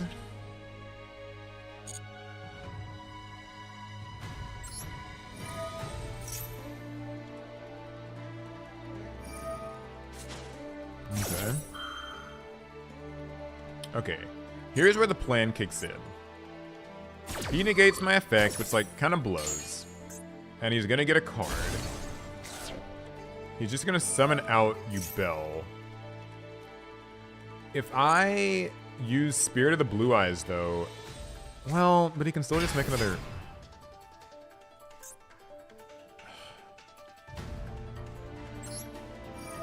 This probably isn't really worth it. Or I don't even know what's going on. I hate this deck.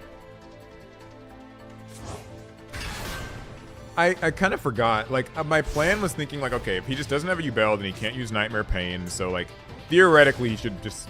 He has to draw into something to play. But I forgot that he can just use another, like, make another Phantom of Yubel in his graveyard. So, like, we're kind of screwed either way. And there's also Fiendsmith and Graver. Can't forget about him. Yeah, this is all kind of a wash.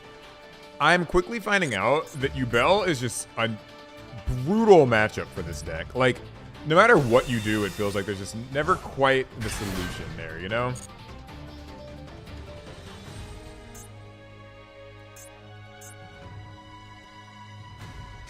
Have you seen anybody play Fiendsmith Exodia?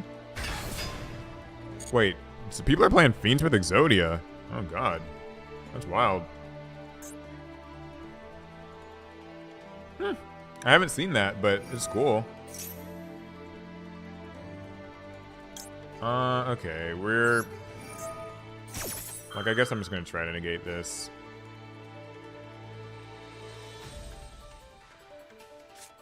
Oh lord, he's got an imperm? Dude! Okay,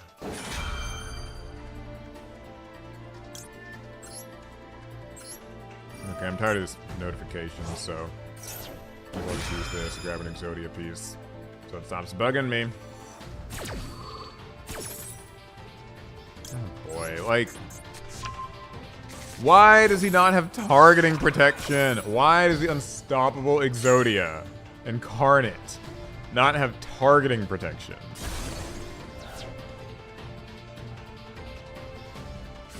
Would sure be freaking nice.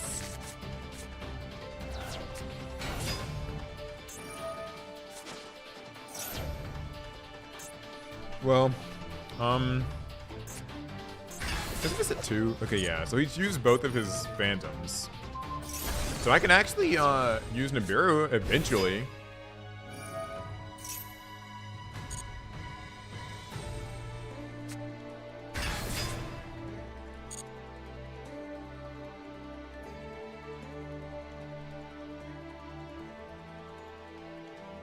Oh, I better... Ooh, I should have used it now, because if he makes that little rank 6 DDD Wave King thing, then I won't be able to use my Nibiru.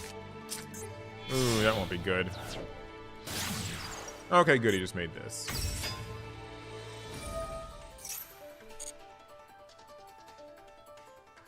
I think I'm going to use Nibiru, and just, like at the end of this main phase.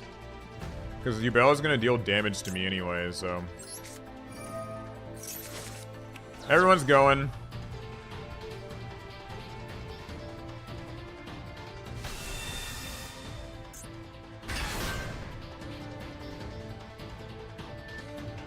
Like, honestly, whatever. I don't care anymore.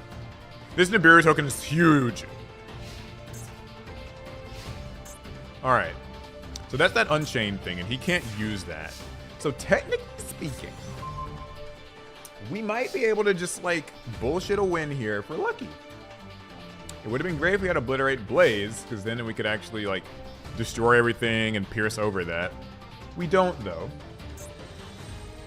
So,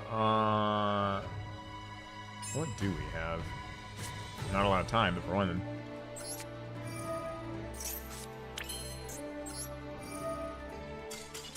Oh, did they give up?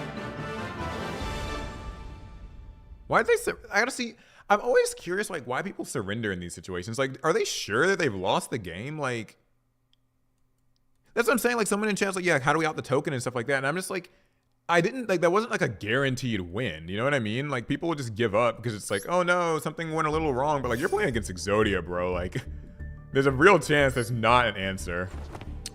Either way, though, that means we've now reached Diamond Tier 5 with Exodia, of all things. Cool. That's what I'm saying. Like, that was a winnable, like, even if it wasn't winnable for them, it was not a loss state yet. Like, if that makes sense. Like, you're playing against, like, a super linear anime deck that has to try to out a Nibiru token, and, like, I don't know.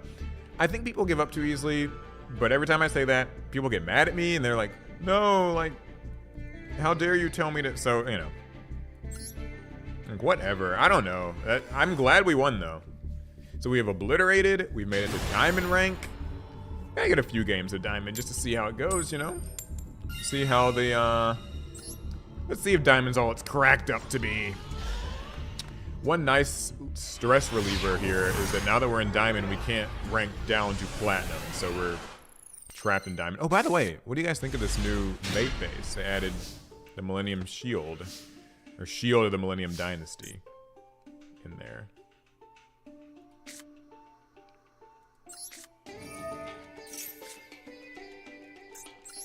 Yeah, what I was saying about this that I just realized when I was playing against that mirror match is that I think it's technically, with Sengenjin, I could get Millennium Shield here, but I think it's actually technically better, since I have another monster, to get Heart of the Blue Eyes, because it'll let me get Onk faster and not have to lose 4,000. I only have to pay 2,000. I think that's right. Like the maths there. What? Wait, what is he doing? Why is he effect veiling this? I have no clue what this guy's thinking.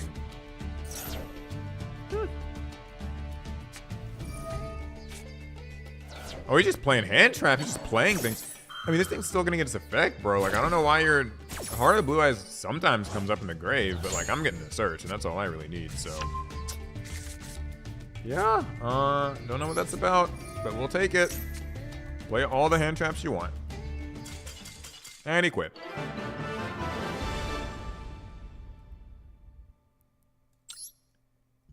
Well, diamond rank's easier than I thought. Yeah, like, I don't know what that was about. Maybe he made, like, one mistake and then just felt like he needed to double down, or maybe he's, like, one of those players. Because there are people in this game, and I've, like, met them in real life, where, like, I feel like they're just not, like, they've heard, like, oh, just hand trap everything. And, like, they take it literally, and they'll just, like, hand trap the first thing that hits the field, and just, like, Veiler it, DD Curl, like, I'm not even gonna read it. Oh, this hand sucks. Yeah, it could have been one of those players. Maybe he's trolling, or like, who knows. Sup, Shooting Star? What's he doing in Diamond? That's a great question. Dimension Shifter? Oh my goodness. Oh, it's another mirror match.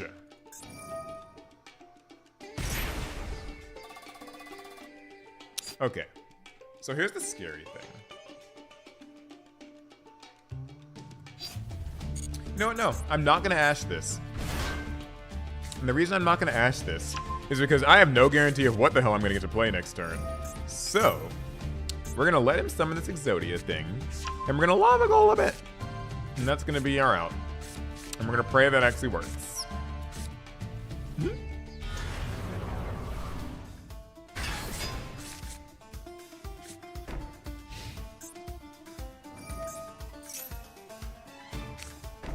Okay, so he set Fires of Rage, which means this is maybe Infirm. Something like that. Ooh, good, we got a playable card. Okay, so we can use Lava Golem right here and stop that Fires of Rage from ruining the rest of our day.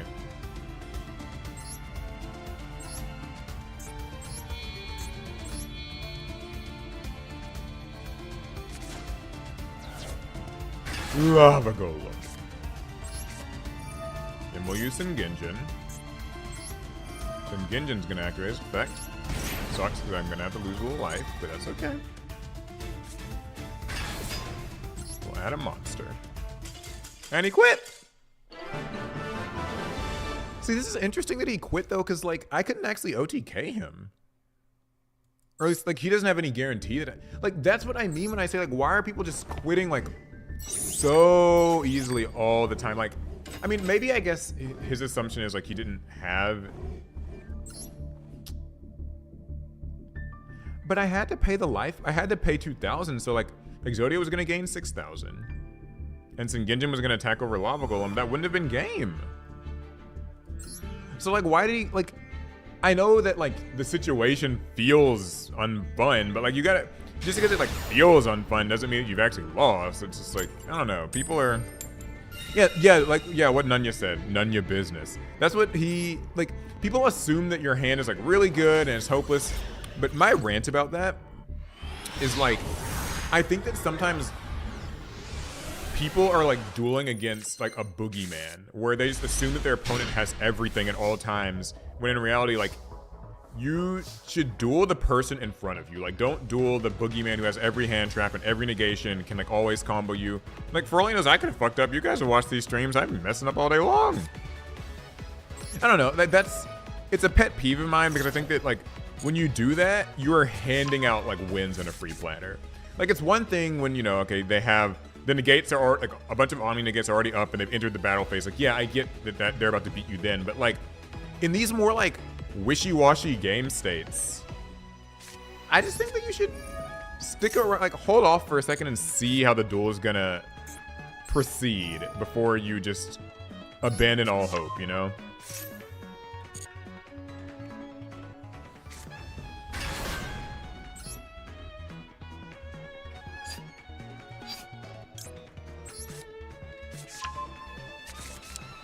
Yeah, I know that getting Lava Golem sucks, like, but I'm not, like, I know that getting Lava Golem sucks. That's true, but it doesn't mean you lost. It means that you got Lava Golem, right? Like, I didn't have enough damage to beat him. He could have done something next turn. Like, he had no guarantee. It's just weird, but that might be like a mentality thing, like, towards dueling. Like, I think people maybe, they sink into despair too easily, where it's like, oh, the situation feels unfun or uncomfortable, so like I just have to give up. It's too much. It's like, well, no, like make me beat you if you're gonna do that. Is that, you get what I mean?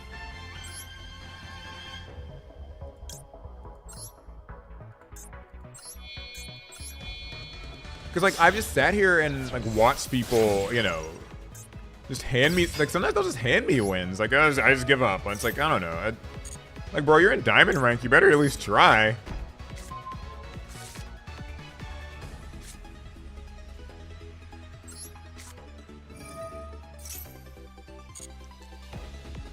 Oh, thank goodness we didn't draw any of these Exodia pieces. I'm sorry. I know that's like maybe like too lectury of a rant. Sometimes people don't like to hear that, but that's just my opinion on it. Is like these games. I feel like these games matter too much to be handing them out. That's all I'm saying. That's all I'm saying. Like, if you think that there's even a chance you can win, you should try to do it.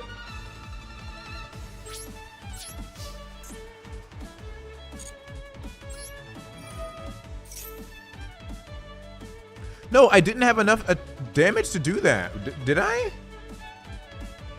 I mean, I guess. I don't know. Maybe he just truly didn't have anything, but like, I think make me do that. Like give me the chance to fuck up. Like once he sees that I'm in the battle phase, yeah, you can give up then, but like, I don't know. Whatever. It's fine. He quit. I'll just shut up about it. Focus on the duel in front of me.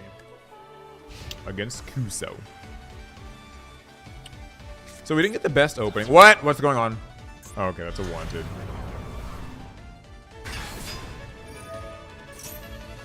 Oh boy, Diabolic Star. Okay.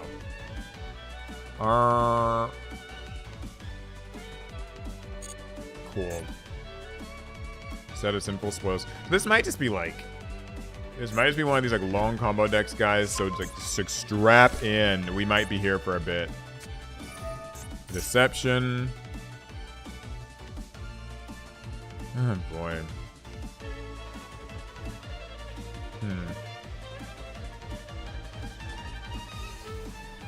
I wonder if I should just negate this. I mean, like, he's got, like, so many cards in his hand.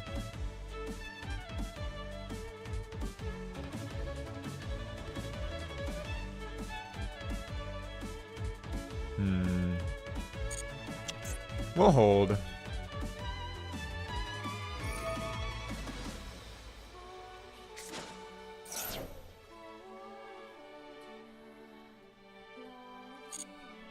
Oh, boy. Here we go. Yeah, it's time for the cutscene. Hollow Asmina is the one that does the ritual summon or whatever. Or the fusion summon, I mean.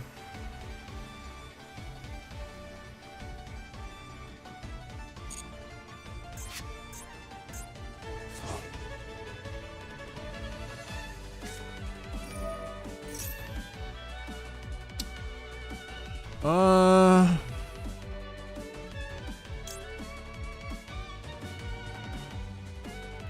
think I'm gonna...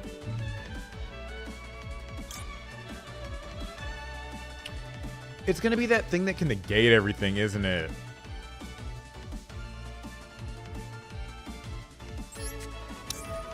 Whatever, we're gonna use Maxi. We'll pray about it. Ooh. Or not.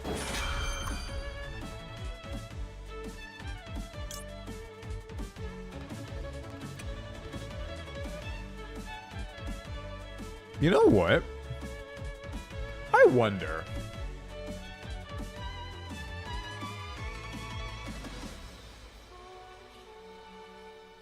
Okay, I'm gonna do something stupid. Let's see if this works. This is very ill-advised, but if this actually pans out, it'll be kind of funny. If I destroy everything in his field, he might not actually have anything that he can send. Yes! Yes! He didn't have anything he could send, so I was able to resolve it anyway.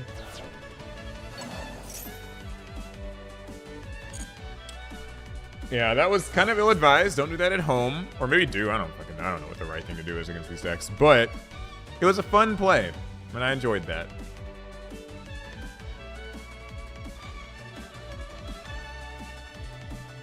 Yeah, I was taking a gamble on whether or not he would actually have another, like, Sinful Spoils card in his hand to send for the Hollowed Azamina. Oh, looks like he might be giving up.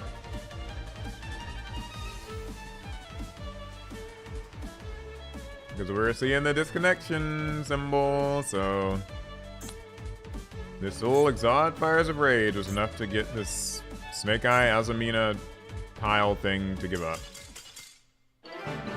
Oh, did my camera mess up again? Oops. I don't know why my camera's been doing that lately. I don't, like, what's the deal with that? Come on, camera, like, please behave. Okay, it should be back.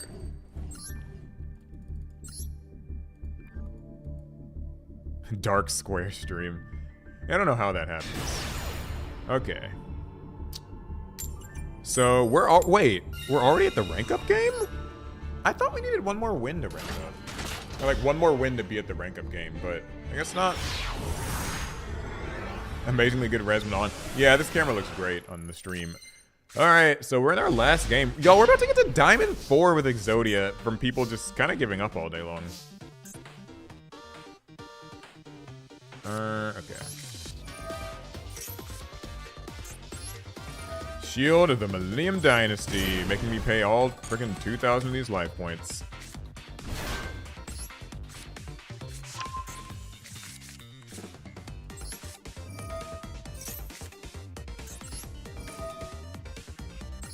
I agree with whoever in chat said it should be only 1,000, because 2,000 is a really steep price to pay, I think, for a deck that's already, like, very middling. But okay. Silo Hat Rabbit. Gonna set this trap card. Do the same little rinse repeat play that we have done for the last few weeks now. And Millennium Onk. Onk. Oh, by the way, the new Lost Art card right now is the Monster Reborn that's actually got the Onk symbol on it.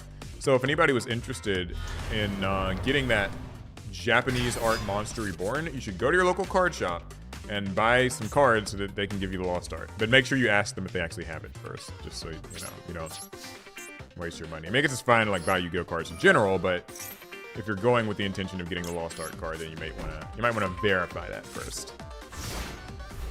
Why not use Wedju? I mean, honestly, I just don't want it to be on my field in case I get like Even Lead or something, you know? Because I don't have a monster in my hand that I can place right now, so having Wedju wouldn't really do anything since like I don't think it can, you know, what is this? Oh my god. Are we facing the same thing we just played? Yeah, that's why I didn't play Wedju. I only just searched it off the other guy, so I hope that makes sense. You can place the head to get some follow-up. So, actually, here's the problem with that. If I place the head, if it ever is like, what is this? Hold up, I'll explain in a second. Let me focus back on this. Yeah, let me read something just to make sure of why.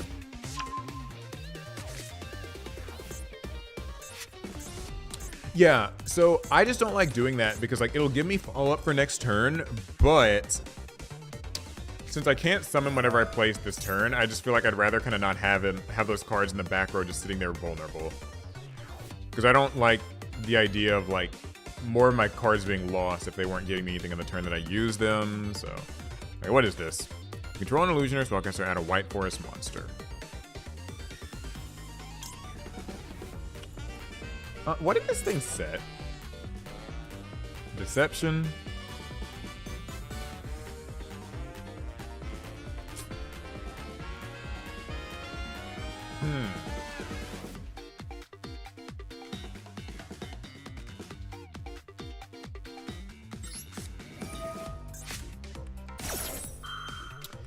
I'm gonna ash this and see what happens. Ooh, cross on designator. That's a little rude. I'm gonna waste this.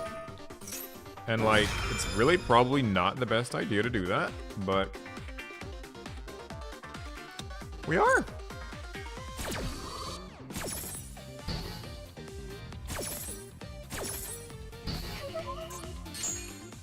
Okay, got rid of those cards. We always got Deception. You know, if I Fires of Rage and Deception, it might just be like enough to make him quit. Maybe. We're gonna try it, actually. Maybe he'll tribute from his hand. Oh, darn. Okay, he didn't. If he tributed from his hand, that'd be really fun. We'll still just do this. And I'm gonna take my chances, like last time, on him just not having anything else he can play. If I blow all this shit up. And by all this shit, I mean his one card. Living life on the edge, baby. Yeah, anything in your hand? Looks like he probably doesn't. He's gonna get him a draw, though.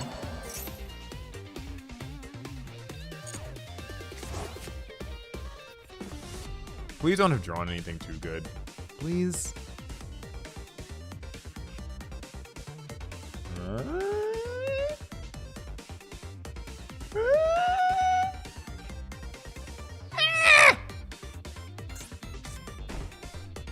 Yes.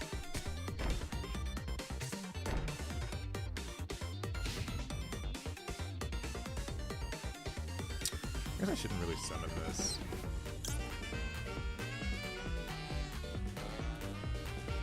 I mean, whatever. Maybe there's not any harm in doing it.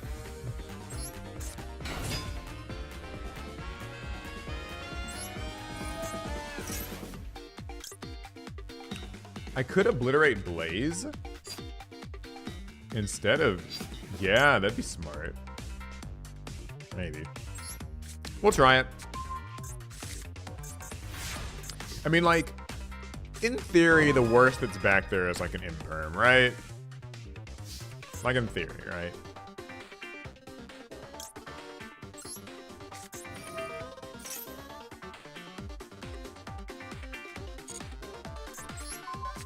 Okay.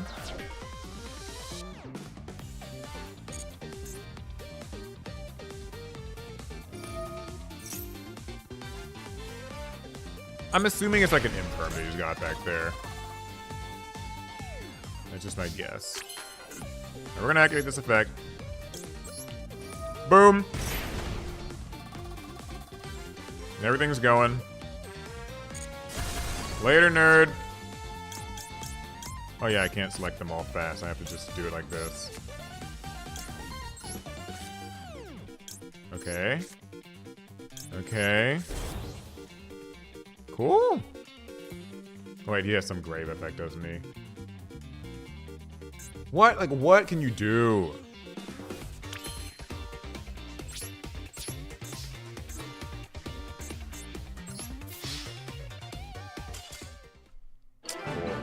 GG's, bro. All right, that is, I think that was our rank up game, right? It was Diamond 4. Jeez, it's only just past midnight, at least in my time. So, let's keep going. We might actually get to master rank at this rate. I mean, we're already in Diamond 4, so.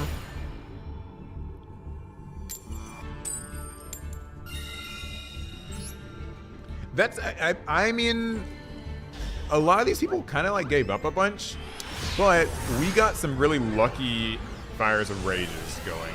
Like, we were able to stop these deceptions, and it worked out. Okay. Going first again. Got the heart.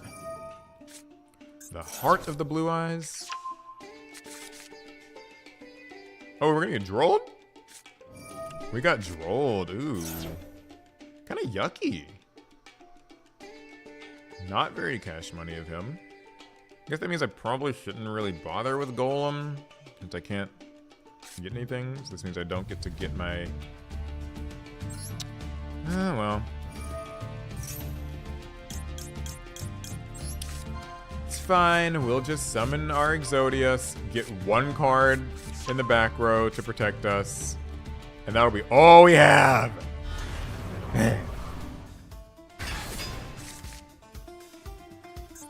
Oh, he has a response? Okay, he doesn't.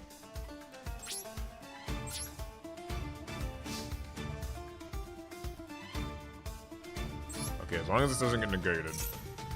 I need to at least get my trap back here. Okay. Good, good, good. Alright, guys. One spell trap negate. One field nuke. And that's it. That's all we have to survive. Oh, we have a Magnemite. Could come up. He's got Yubel sleeve, so it probably will come up. Aggressively Master Dueling, alone in my room at night. Oh boy. God, y'all don't know how much I'm tired of facing Yubel. So, the problem is,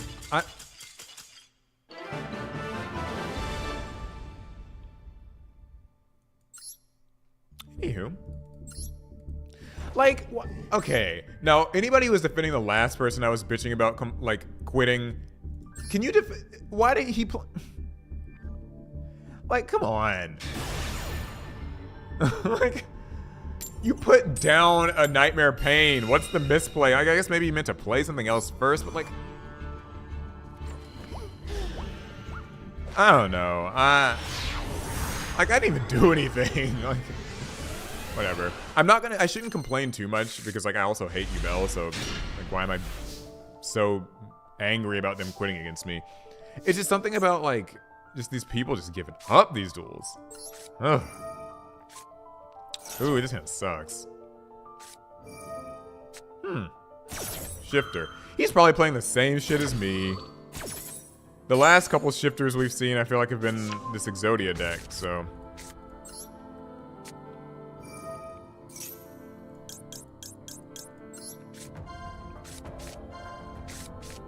That's fine, I guess. I mean, whatever.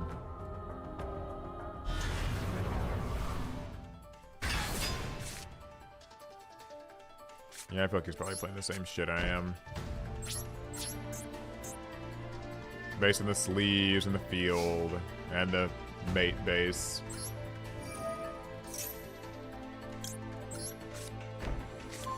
People are sick of Exodia. Maybe they're sick of me playing Exodia. That's what it is. I'm not gonna lie, I'm sick of this deck because this deck is low-key kind of boring now that we've obliterated on someone's face. So like, now I guess it's kind of like we've had post-obliterate clarity, and now none of this is a turn-on anymore. You could say. Like, it was fun trying to kind of like get it up, but once it happened, you know? Now you kind of see this deck for what it really is. In all seriousness, though, this is one of the issues I sort of have with a lot of these little anime decks, is like, they're sometimes so linear and just have this one play, like, you know, yeah, there it is. I'm, like, we're just doing this, like, we've just kind of been doing this cycle of, like, you know, onk, summon something, whatever, like, you know, and just doing this over and over. Oh boy, he's got...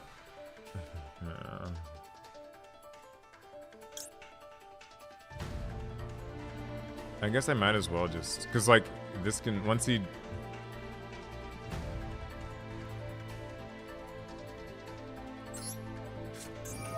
Yeah.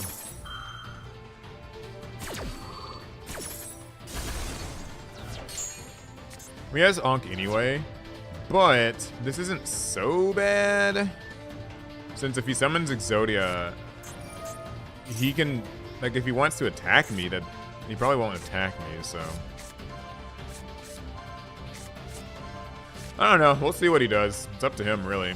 I've got Super Poly if things go really bad, so. Oh my god, I can just use this. Oh, that's cool. I forgot I had this. Oh, that sucks, bro.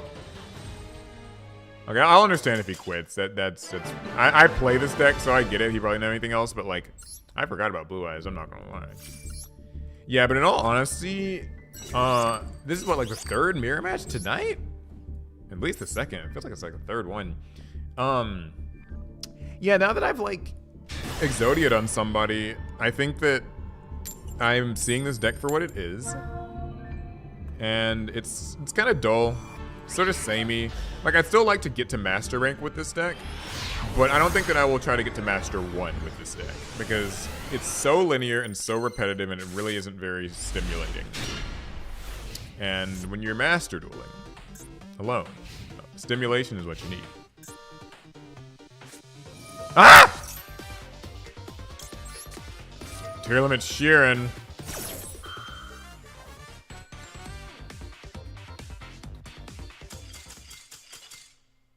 That was great.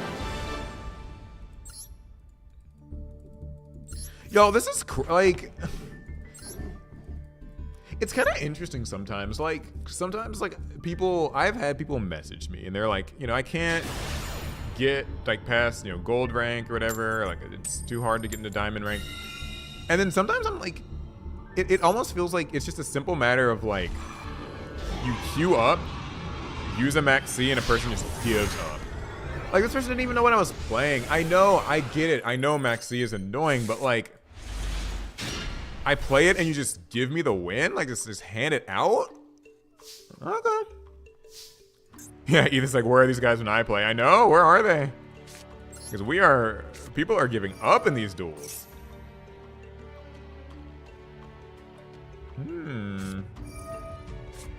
Mold Charmy Yuwalos. Okay. I'll let you draw a card.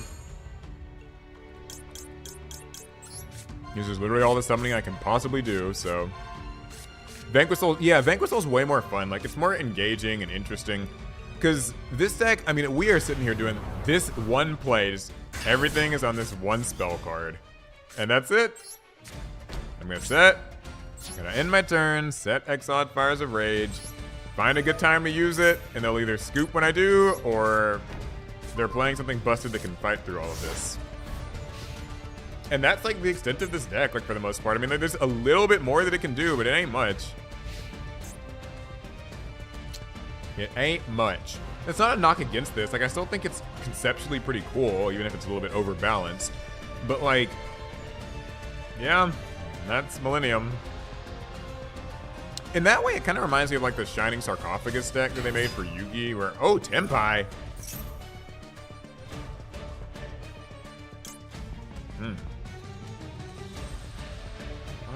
I don't like that. Yeah, like, it's kind of reminded of like the Shining Sarcophagus deck, where like, it's straightforward and easy to play, so I think in that way it's a fun little beginner deck, but it just doesn't do like anything else. It feels like there's no like sauce, there's no mix to it, would be the words. Like, I feel like a deck needs to have a little bit of mix. Like, I want to shimmy with my opponent some, make some decisions, interact. Feels like this deck does not interact. Raigeki doesn't affect me. I can't be destroyed. Oh, okay. I guess you can do it with this.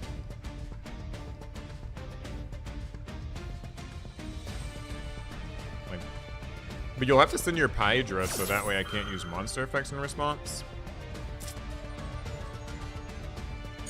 But yeah, this will negate Exodia, so now it can be destroyed. Well, okay.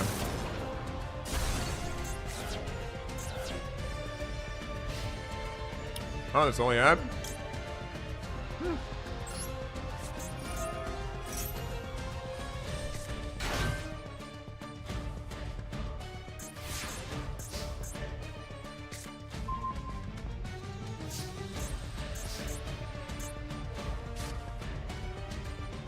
You know what? Actually, no, it's fine. Maybe he has like an Ash Blossom or something. I don't know.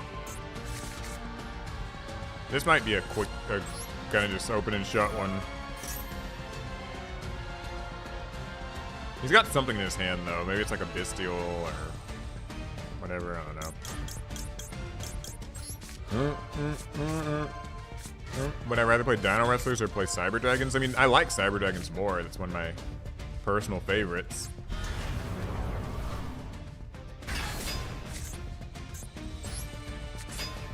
Alright, battle phase.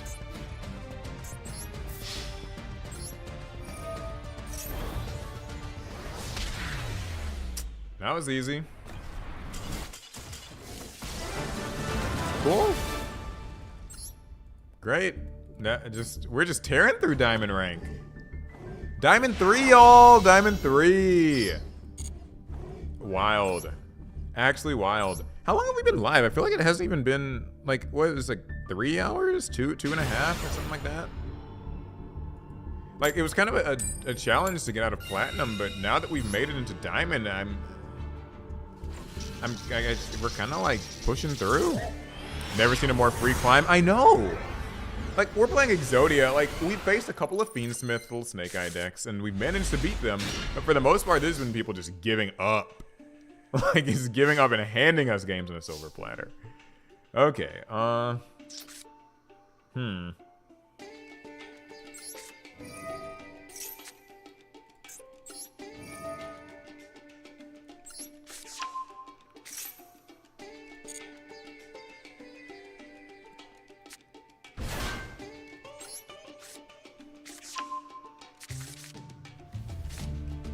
Okay, I can actually do a Wedju Temple play here to get the same rabbit.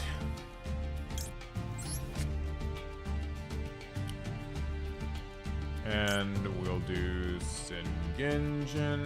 Yeah, Sengenjin.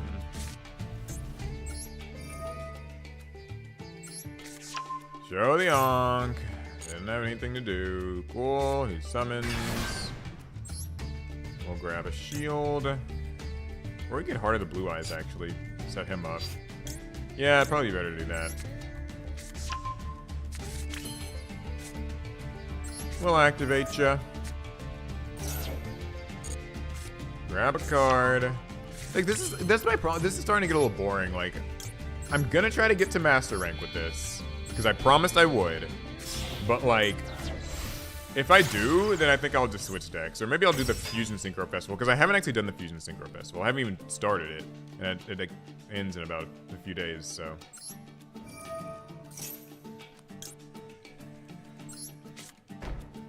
I mean, this is an easy climb, but golly, if this deck isn't dull. Tell you, you can post Obliterate Clarity. It really is something. Okay. An unstoppable Exodian Carnage is here. Shuffling everything back. He even shuffles the pieces back in my deck, which is like a little weird, but... Okay, I'm not gonna set this Exod Fires because I can get one myself. I gotta always remember that. Oh, they're having connection issues. Does this mean they're quitting? Okay, they're not. Darn it. Exodia is one of the best decks in the Fusion Synchro Festival. Is it? Are people... Wait, people are playing Exodia in the Fusion Synchro Festival? I guess it works. It's a fusion deck. I just didn't know. And you could just use, like, multiple Hopper Squadrons and kind of like... Yeah. Guess that works. Why didn't it shuffle Azaroon last turn? I thought it shuffled everything. Wait, what is going on? Summon... Oh, boy. Ugh. Runic. Whatever, I'm just gonna negate this. We'll see if I live to regret it. I think it's because, like, Azaroon was already on the field or something. Maybe that was what it was? I don't really know. Oh, camera turned off. Okay, I think I know what's happening with my camera now. I think my camera has just been overheating. Which, normally it doesn't do that. But... So I just keep, like, turning it off and turning it back on, and that's what's making it... So, like, Yeah, that's weird because it's kind of cold in here. Normally this camera doesn't overheat, but whatever.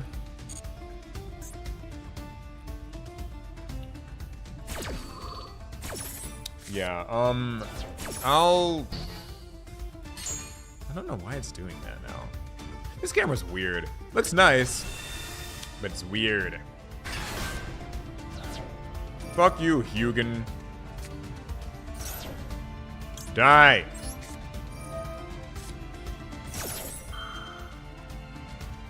Please don't have something.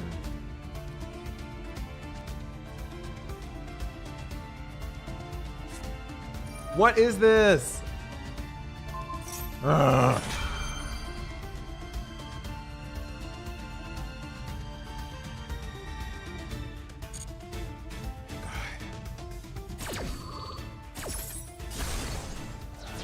Fucking Runic flashing fire. Okay, please just end your turn. You don't get a battle phase. This is all you got left in the field. Let that be it. You're gonna go into a Sprite combo. Special Sprite blue. Yeah, I mean, newer cameras don't overheat as readily, but this one Sony camera that I'm using does for some reason. Some of the older models do. Come on, end your turn. I know you don't have anything else. Because if you did, you probably would have played it if it was a Sprite card anyway. Have I played at regionals before? Oh yeah, I play in regionals a fair bit. Oh man, I guess it would have been nice to have Bowser in here. But whatever.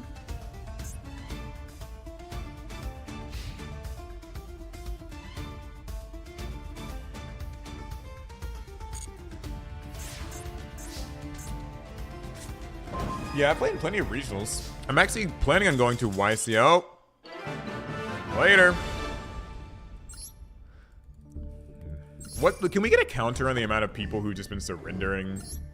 Like, I feel like people are giving up tonight. They're like, I've had, this Exodia deck is unstoppable. Can't be beaten. Exodia is too strong. Yeah, but anyways, I was thinking of going to YCS Houston here in a month or so. I think I will, actually. Because it's been a long time since I've been to YCS. I haven't gone to a YCS since like after they reopened from COVID. The last YCS I went to was YCS Atlanta 2019, and then I went to a couple of them in 2018. So yeah, it's been a bit. But I think it'll be fun. I'm gonna go to YCS Houston. I'm gonna try to meet people, and they could just be tired and want to go to sleep. I mean, if they're tired and want to go to sleep, then go to sleep. Don't play Master Duel. Oh boy, Kashtira. Like, these people are just, they're handing out the wins. Like, I'm not complaining, but I'm complaining, you know what I'm saying? Oh boy, Kashtira birth. Little birth control. Sangan summoning? So a little Kashtira Tenpai Fiendsmith.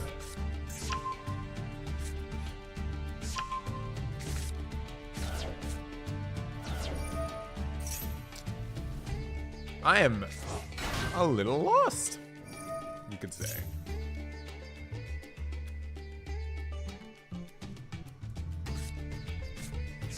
Yeah, I am, hold up. Yeah, I'm kind of lost about this. Like, I haven't seen this deck happen before. But it's not like I have any hand traps or anything to stop it, so. Now they're cooking something, I'll let them cook. But yeah, I went to YCS Atlanta 2019, a couple of things in 2018. I went to YCS... What was it? What is it? I think I went to YCS Dallas or something, or Fort Worth in 20... Actually, yeah, I went to YCS Dallas or Fort Worth or something in late 2019. So that's actually the last YCS I went to. And then I went to YCS Atlanta earlier that year. Yeah, so... I've been to a few, and of course I've been to lots of regionals, OTS championships. It's just that post-COVID I haven't had much, like, inspiration to do, like, paper Yu-Gi-Oh! As much. But I'm gonna try to go to Houston. I'm gonna book my flight here in the next few days and go and play. And it'll be fun. Don't know what deck I'm gonna use. I thought about maybe just playing Voiceless Voice because I'm pretty familiar with it from dueling with it so much on Master Duel. Although I know, like, paper TCG is really different and Voiceless sort of sucks in the TCG. But it seems like it could be fun. have ever played in a Shonen Jump Championship. Now, I have not played in SJC. That was kind of before my time because I got into like into Yu-Gi-Oh! In 2009, right as those were ending, basically. So, I think my first YCS, though, was YCS Dallas in 2012. It was like my first one that I went to.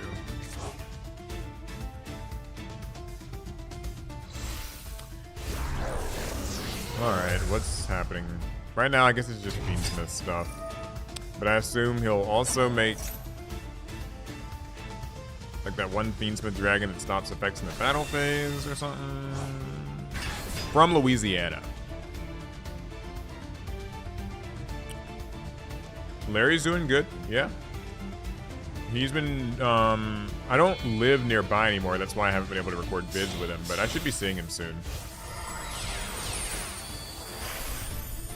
Have you ever played a deck surrounding Necros? Like Exodia Necros? Or like, you're talking about like Dark Necrofear? Alex and Alec both play a lot of Digimon. Yeah, they play a lot of Digimon. Okay, chat, just any guesses what this deck is? I mean, I guess like it's kind of obvious. Like it's just, you know, Fiendsmith, Tenpai, Kashtira. But, like what, I'm trying to, okay, what do you, if someone can explain to me, like what's the reason for the Tenpai, do you guys think? Like, do you think that there's a, do you think that there's like a reason for this? Just kind of trying to think, like, predict like what I might be dealing with next turn. Like, I know that this will have a battle phase effect, so I gotta be wary of that, but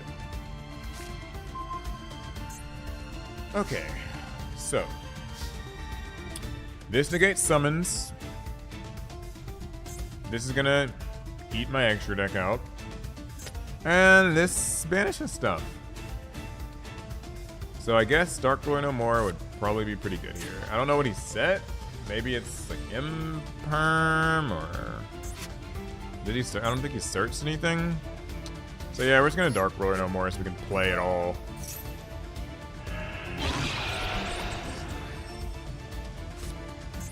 Blast that white beam all over these monsters. And now we can use this. Hopefully.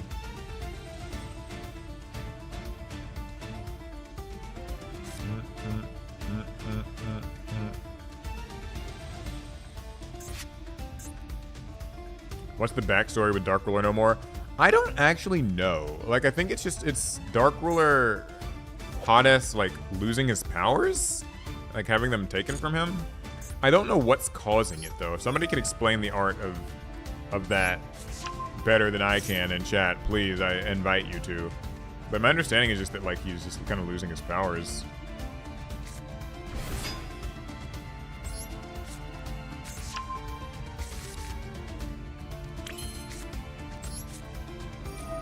Alright, I gotta get as many monsters on the field as I can to attack with. So, this is a pretty good start.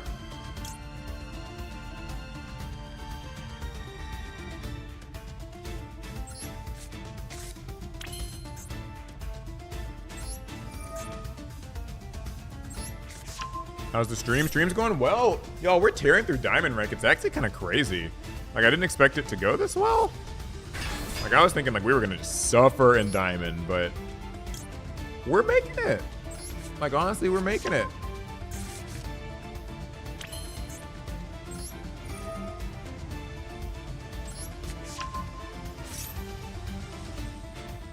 Oh, you know, I probably shouldn't have. Well, actually, no, it's fine. I can,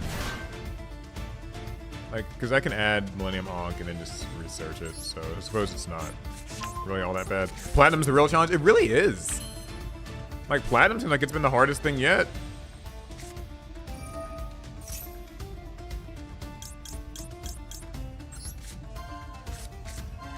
We can't deal any damage this turn, so basically this is kind of just a turn to destroy a lot of cards in battle.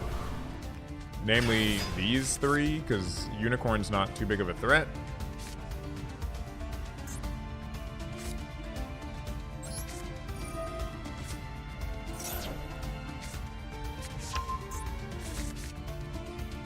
And their effects are all negated.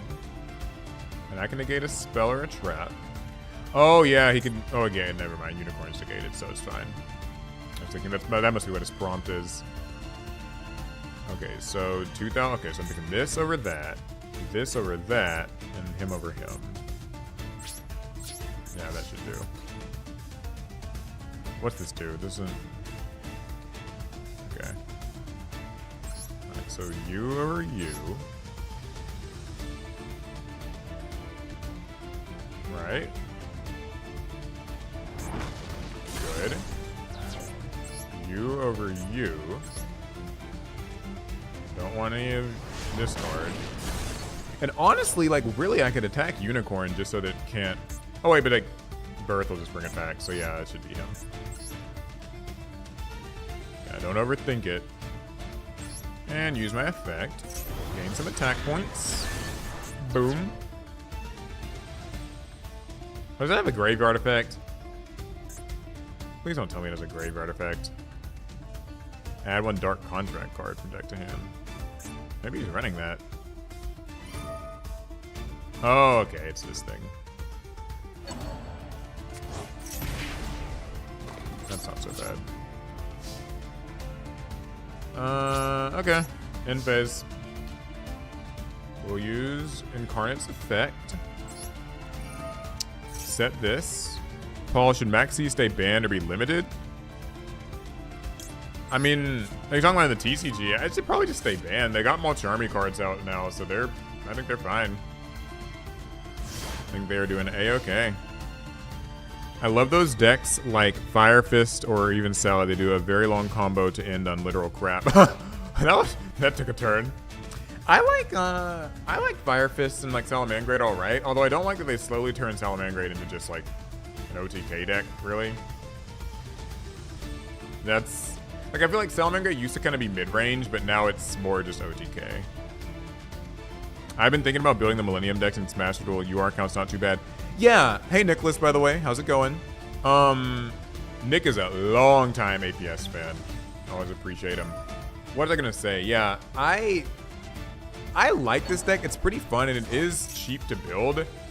But it's kind of dull. Like, it's a little samey. But I'm also saying that after, like, climbing through...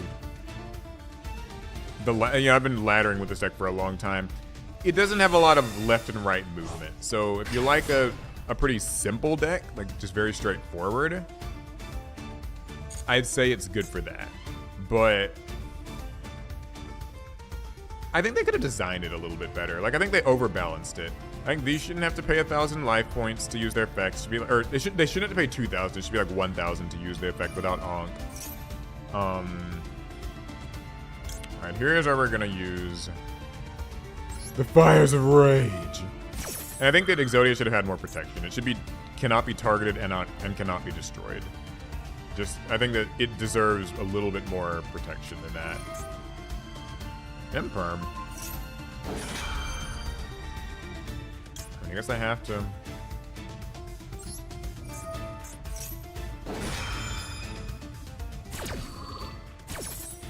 I have to stop it because I want to be able to set my cards for next turn.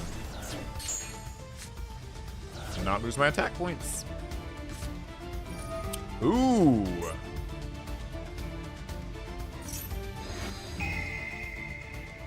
Oh no, he'll be able to kill me with this. I totally got baited.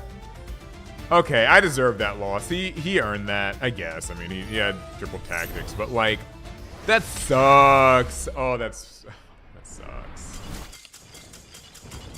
That sucks. Man, we were on a roll too. Jeez, did not see that coming. I should just let the Imperm happen, I guess. I mean, I would have like lost all of Exodia's attack, but then I wouldn't have lost. GG's. Oh, man. And with that loss, we're probably going to like lose the next like 10 games straight. And I'll get tilted. And that sucks. He even gave me the chance to not lose to that. Like, I could have just let Imperm happen and not been selfish. But I was. And that's what I get for it. Alright, Millennium Ankh, it's here. So we can do this whole song and dance. Or not.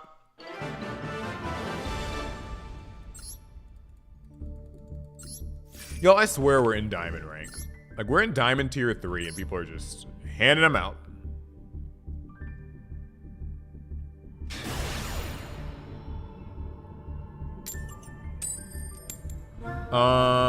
We want to do some MTG Commander like pod stuff. It's hard. It is very hard to record a 4-player match though. Like, I'm serious. Like, all the channels that are able to do those 4-player Commander things have very intricate setups, and I don't currently really have like a setup like that. I've thought about sort of investing in something like it, but it's tough. Because you have to like be able to get something that gets like a camera high enough to record a whole table. That's why we haven't been able to really like record too many. What is this? Chronicle. Ugh. Like, I've wanted to record tag duels for the same reason, but it's just tough.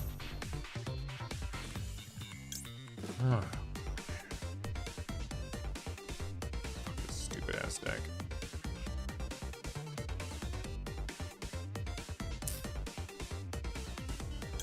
If I ask this, then I can't shift her.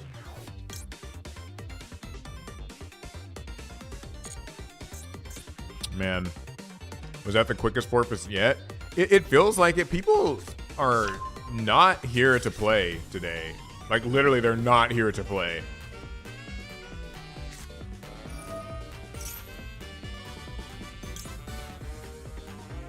All right, we'll shift her this. Hope that's enough to slow their turn down. Put a mirror on your ceiling and record like that. Wait, what? Wait, would that, wait. Wait, would that actually work? But that'd be kind of funny. Just like put a mirror on your ceiling, and then you just like aim the camera up. Huh.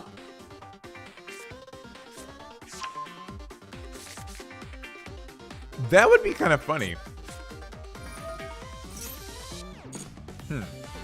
That's interesting.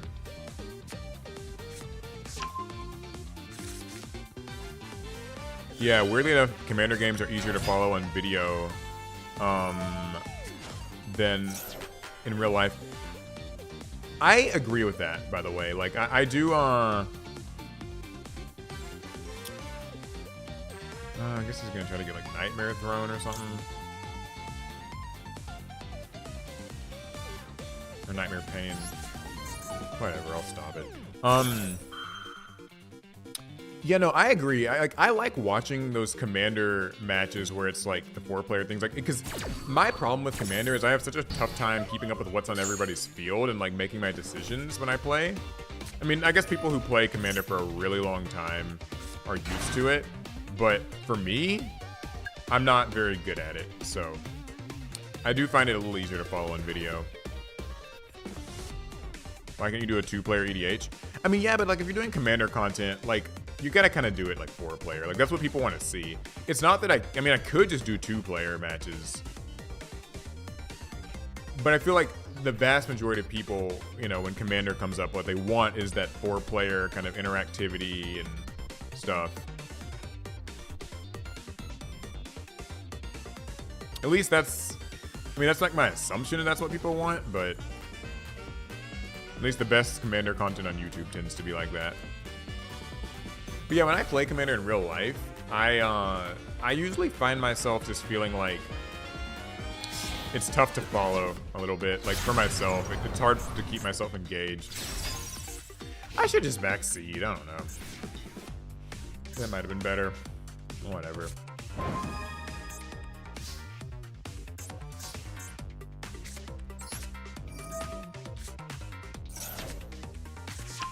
I'm gonna use Millennium Exodia. Literally all we've got.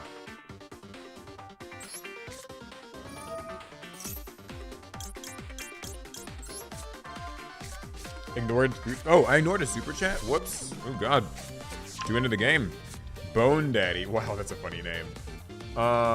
Enjoying these streams. Keep it up. I love the retro series. Master the Obliterate. Trying. I'm trying to think of another retro series. I'm working on it. I know I say that like every stream, but I am working on it.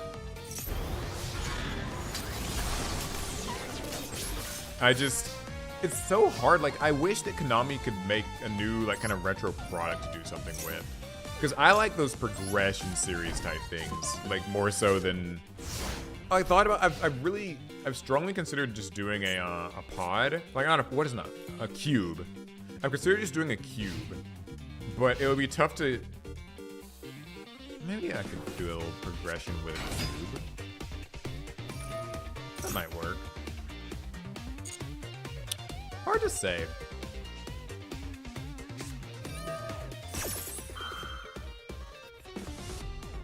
Oh, gruesome grave squirmer.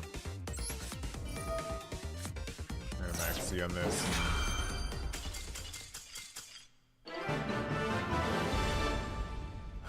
Guess max C is enough.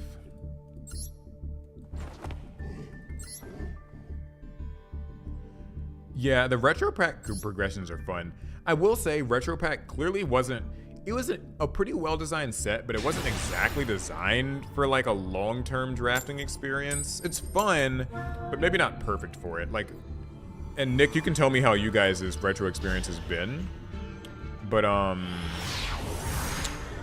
my experience with like, or like by the time, about midway through Retro Rivals, I did kind of realize like it needs a few more battle traps or maybe like kind of more interactive spells. Like that's my main problem with the retro pack is it doesn't have, like I think it would be nice if it had like Book of Moon kind of type stuff, like, you know, like some Econ Book of Moon sort of vibe cards. Shrink, or I guess Shrink wouldn't have been in that product at the time, but like, all right, let's pray they don't have Ash. Please don't have Ash. Please, please, please, please, please. Shit. Well, anyway, yeah. So I think a few more like interesting like interactive spells, and maybe a couple more battle traps. Because there's no Mirror Forest, there's no like really any battle traps. It's like you have Trap Hole, and then like things like Magic Jammer and 7 Tools, and you have like MST, but you don't like the spells and traps aren't super. They don't do a whole bunch, so that's like my only gripe with the product.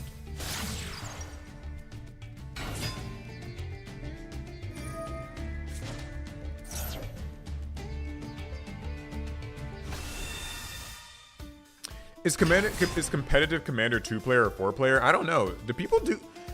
Okay, actually, this is something that's always been really confusing to me.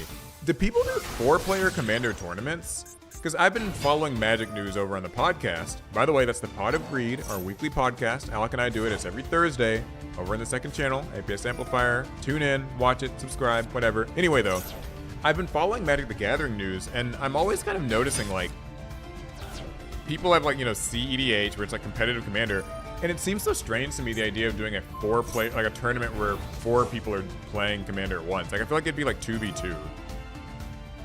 Like, is that, do people do that? Like, I'm very confused. Like, I know, like, there's competitive EDH, but, like, is it one-on-one, or is it 4-player? Is what I'm asking. Sorry about that.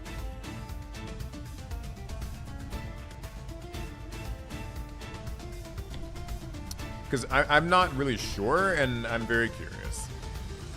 Also, this guy's kind of like, I mean, now that you negate our max C, that's probably it.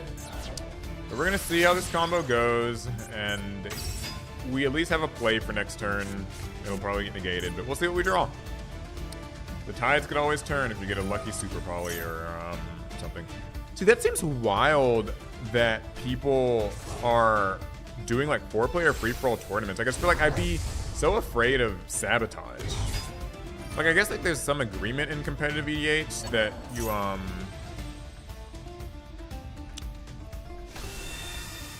that like I guess you play it like you don't politic and stuff and play it in the kind of play it fair, but like I don't know, that just seems like weird. Like just doing a free-for-all as a tournament setting. Yeah, I know there is 1v1 Commander, but I was just wondering like why somebody would do a tournament with 4 people, unless like that's your your jam, like you like the rush and the chaos of that. But I guess for me, it's like I want only one opponent at a time if I'm playing in a tournament, if that makes sense. Because I would hate for my tournament to end just because like 3 people at the table decided to just kill me. Like that would feel odd. Eddie Gloria, thank you for the super chat. Loading up Hearthstone. Hope I run into you. Yeah, it's funny. I'm actually going to be trying out the Hearthstone sim soon, I think, for a video I'm working on. I'm trying to do this video where I try out all the card game simulators. It's been a little tough to find the time, but I want to get that done too. Just to compare them. Master Duel, Magic Arena, Pokemon Live, the Dragon Ball thing, and there might be one other I'm forgetting about. Oh no, the first yawn of the night. No, I would do a Yu-Gi-Oh! Doubles event, like a tag team event, like 2-on-2, because there's rules for that. But I just don't think I would want to do like a 4-player thing.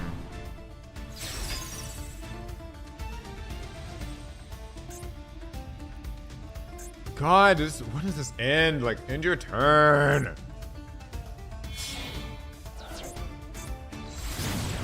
Yeah, we get it. You can make a lot of shit.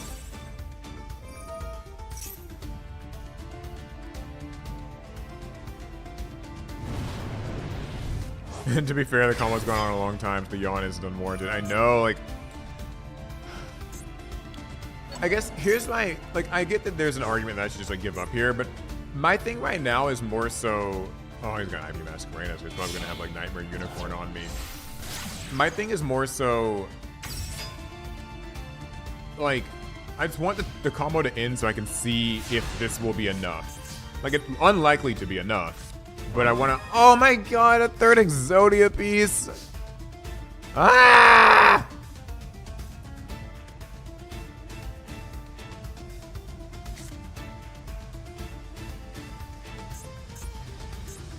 Man, there can be like one thing going to help me here.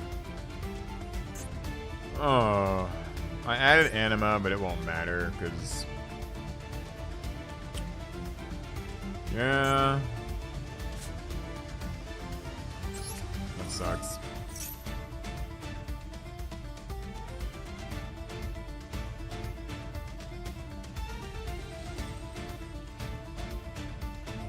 Golly. This deck is rough, man! Yeah, like... Oh, yeah, he's gonna summon Masquerade. Okay. It would be good if I could have gotten this There Can Be Only One out before his combo started. But I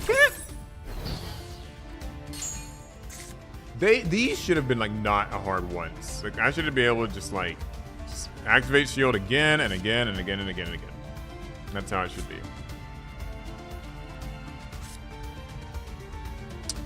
So, I'm trying to think. There's Typhon.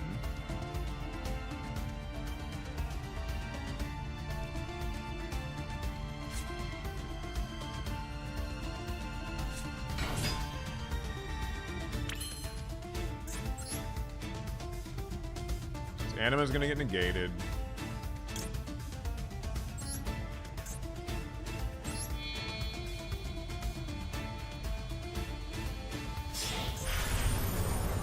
Alright, well. Personally, I feel like Typhon sucks.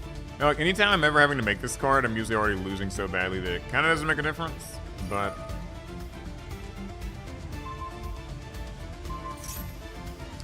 the fact that this effect isn't even a quick effect is wild to me. Typhon has no quick effect, no protections, and if you're making it, you're probably already losing. Sheesh.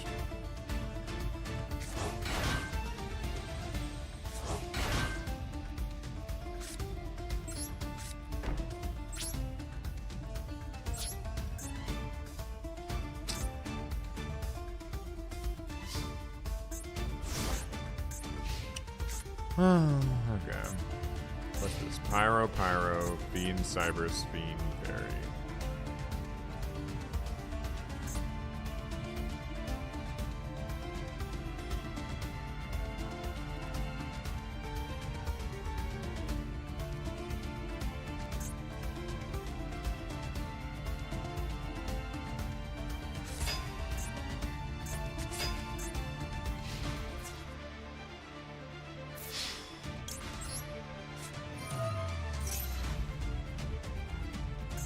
I'm surprised this is maybe getting to work.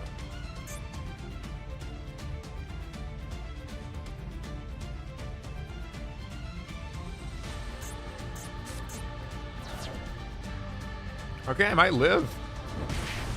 It probably won't really matter, but I might live.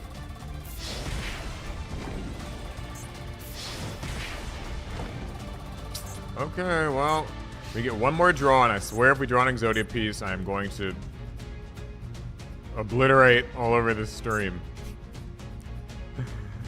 He's already got Apollosa, so I can't even use my shield again.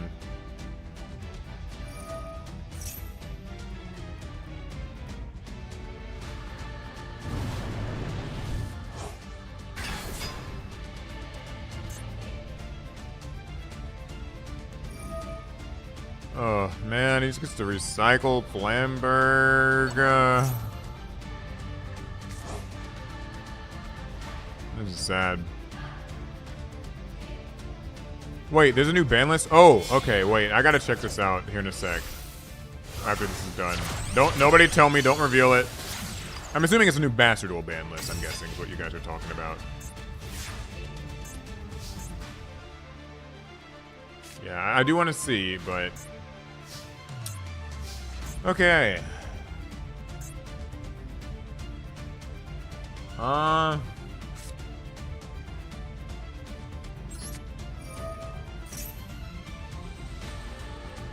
Let's try out shield.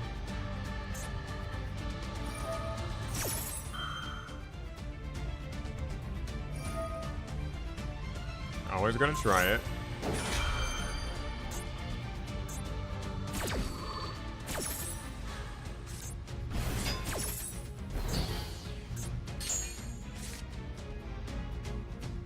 Oh, God. So here's the problem. Since this Exodia piece is in the grave, I can't even use money on Monk. That sucks. Alright, whatever. I give up. Good game. Let's check this ban list out, though. Man, I was so close.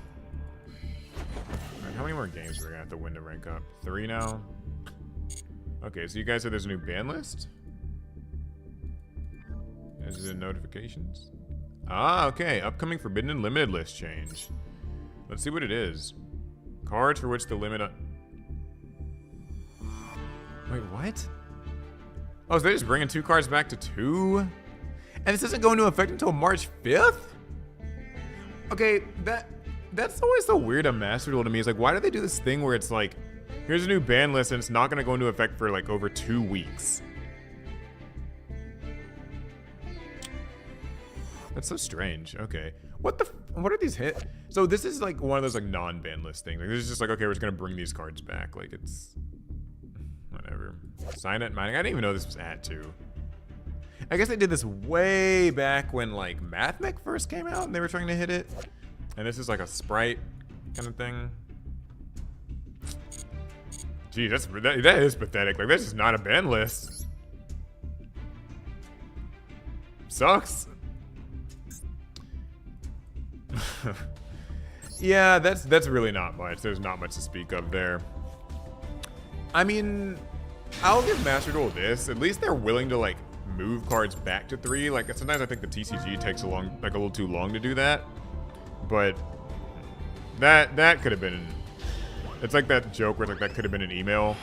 Yeah, and I guess it was an email, and they're just telling you that it's gonna happen. But I was hoping for some actual hits. Like, I know that they're not going to hit Fiendsmith because they're new in the shop, but I think that the Goddess of the Closed Moon needs to just go. Get rid of her. Ban her.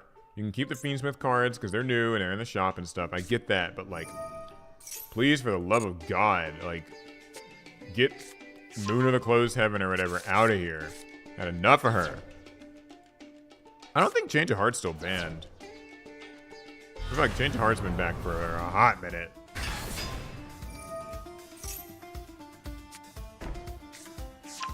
Oh my God, stupid deception card.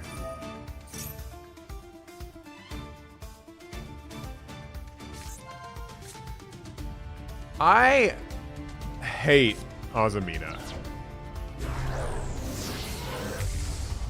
Guess I should have just ashed on on the wanted, but I didn't, and now I can't do Ash on anything because of Azamina Illa Sylvia.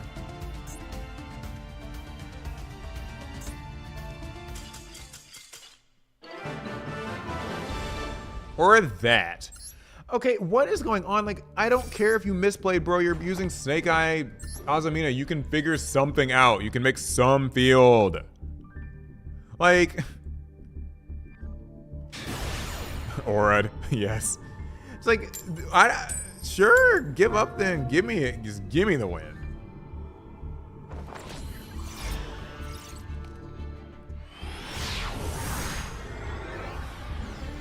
We're gonna hit master at this rate. Like, we actually are. Y'all aren't wrong. Like, it might just happen. The way these people are giving up. Jeez. D-dastardly. I wonder if he means like Dick Dastardly. It's a character, not... Ooh. Set 3 and a monster? Is this actually Labyrinth? Like, they got the Labyrinth sleeves. They set 3 back rows, so that kind of says Labyrinth. Alright, let's see if this works. The shield of the Millennium Dynasty. Ouch! I pay my 2,000. Ooh, Maxi. Not cool, dude.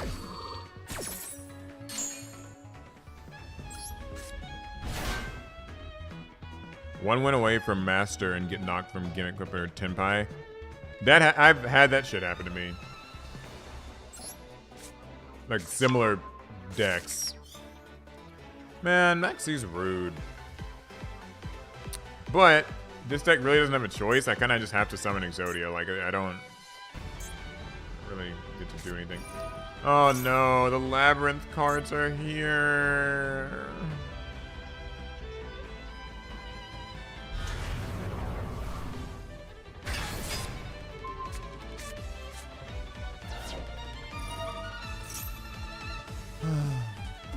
Just better not hit my Millennium Monk. Okay, I hit your, that's fine.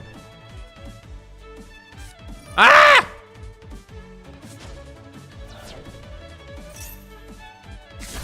Eradicator on my spells.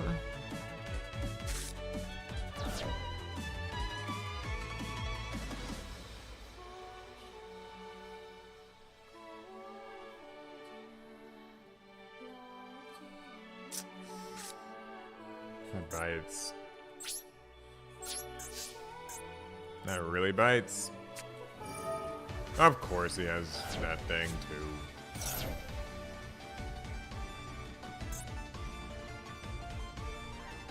Man, oh man. Ouch! Golly. Well, we'll hang in there because, like, Dynasty has 3,000 defense. I mean, I know it's just gonna, like, probably get popped, but I mean, you know, maybe I'll live. We'll see. So I had... So mad I had to lose Summon Limit in my Starry Night deck. But I can still watch Lab, just eradicate all spells.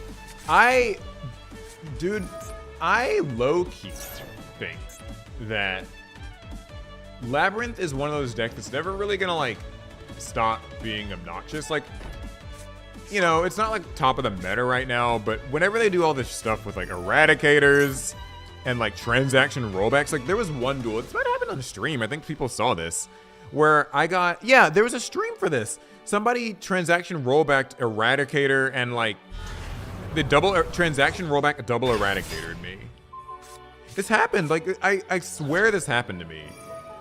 Like, somebody, like, did that, and I was like, bro, can we just not? Like, can we ban one of those two cards? But they're here, so. No! My Fires of Rage. Not cool. Yo, yo, yo, how's it going? How are we doing? We're doing, y'all. Okay, if you're tuning in just now, we're actually doing really well. We're in Diamond Tier 3. We started from like Plat 2? Platinum 2. We made it all the way to Diamond 3. And a lot of people have been giving up and giving us freebies. This current duel is not that. But in general, that's been happening a lot. So there's an infinite amount of normal traps. Yeah, Lab just always gets new little normal traps to play with. Oh boy, there's another Eradicator. Okay, so the fact that they can reset the Eradicator really sucks. Because now, even if I can use my shield to search for Millennium Monk, they can just Eradicator me again and call spells again, and I won't be able to play it! It's fair!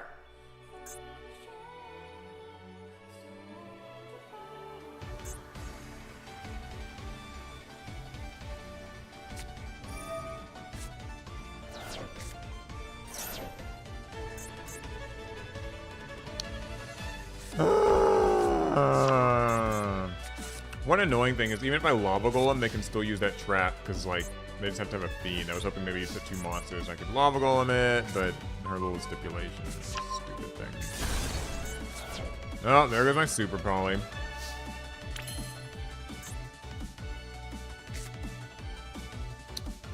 Well, we gotta try, so.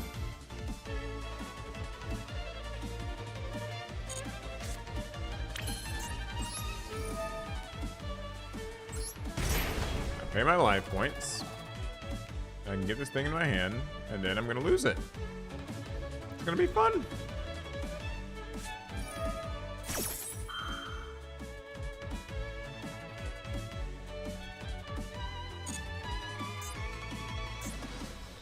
Ugh. Back in my day, we used Crush Card Virus. I know, they nerfed that to hell.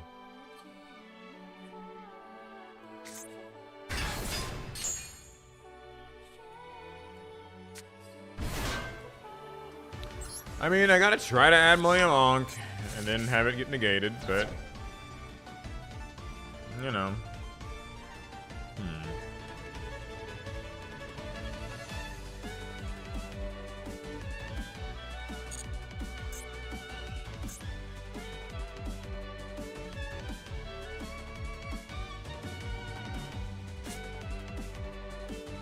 Go on, pop it. I know you will.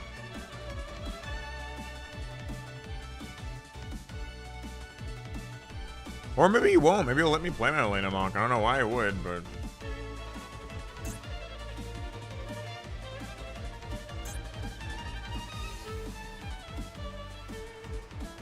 $2K is way too much to pay for a summon. I wholeheartedly agree. I don't know why they made it 2K and not like 1K. Like, come on.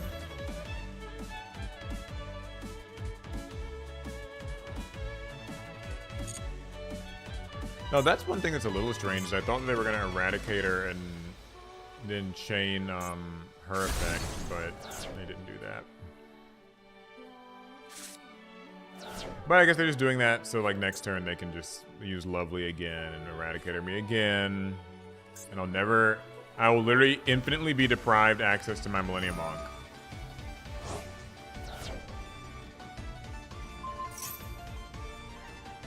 Alright, fine, we'll give up. Unfortunate. Oh, I was gonna get Eradicator looped forever. I'm sorry, Jizno, I didn't mean to. That's okay. That's probably the one Labyrinth player we'll play against tonight. Kenny Yell, hey, how's it going? Finally get to see you live? Yeah. Fancy meeting you here at 1:15 in the morning, at least for me. So gotta win 3 more duels and we'll rank up to what, like Diamond 2? 3 or 2 or whatever. So I'm gonna try to stick with it. I believe, because we've won so many games for people quitting. So maybe a few more people will quit and it'll be okay. And we'll win from that. Okay, not the best hand, but it can manage. We'll have to use our Nibiru for this.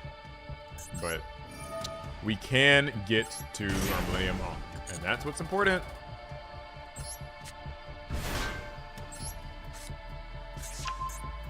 The Ankh. But first, the temple.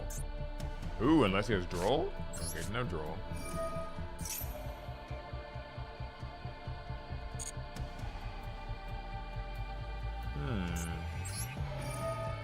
Do I play Pokemon in my streams? I mean, honestly, I probably should. It'd be a nice way to break up the monotony. But I do not currently. Okay, so I can do Singinjin. Yeah, I'll do the Singinjin route for this. Pay another 2,000 life points to summon this thing.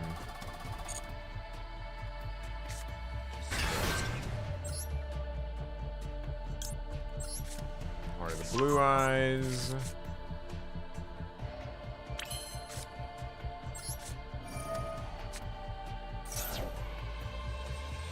It also sucks paying this many life points because when you pay like 2,000, it means your Exodia doesn't get to be very strong. So they could have made it less if only, you know, just for that reason alone, right?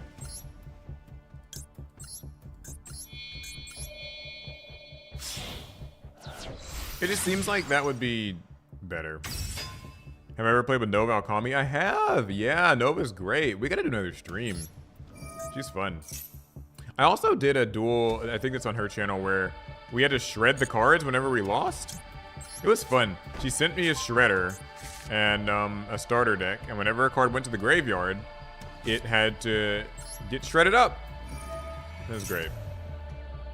And a little traumatizing. Is Ankh your Shining Sarcophagus? I mean, I guess so. Single spell that the entire deck relies on. Yeah.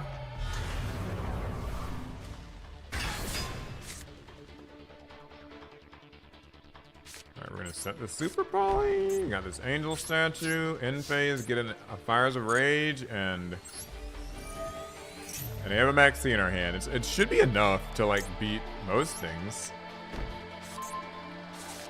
You saw that video? Yeah, that was fun. I like that. We gotta do that again, honestly. You beat a stall match against Runic Stun. Your opponent froze at the 12th or 13th turn.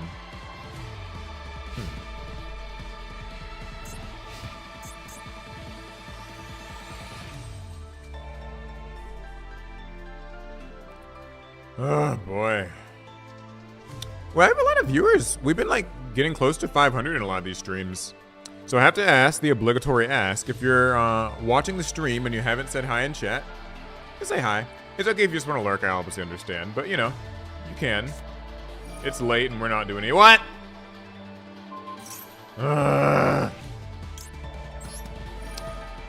yeah, if you're lurking, say hi. And also, if you don't mind, like the video. That's all. If you like it, it shares it to more people, and maybe we can get to 500 viewers. That would be cool and fun, and I'd appreciate it. Oh, God. So my Unstoppable Exodia has been stopped because— or not stopped, I mean, I stopped the Imperm, but like, it wastes his effect. I'm gonna say at the end of time, he should have targeting protection. The fact that he doesn't have targeting protection is just such a miss. Come on, Konami. Oh no, White Forest?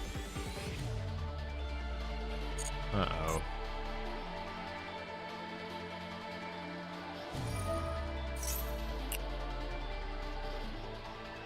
Oh boy.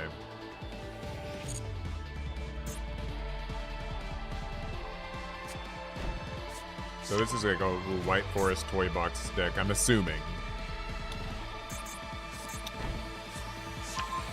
We're gonna see if that actually is what it is, but I'm assuming that's the case. Because I was playing this, I have this deck built. I have not updated it yet though, I need to add in the new White Forest girl that just came out. Elzette.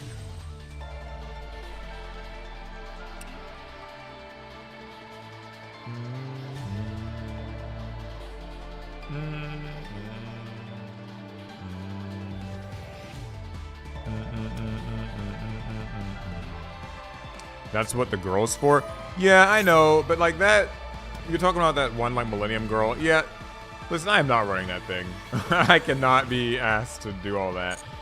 He should have just had targeting protection built in. She has to rely on like a card resolving, and then she does her thing. It's like, They could have just given him that. Wait, he's using Toy Box to do this?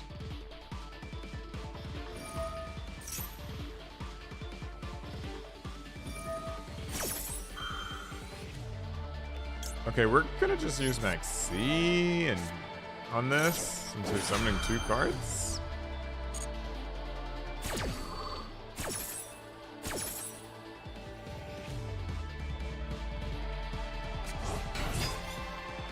Thank you. And thank you kindly.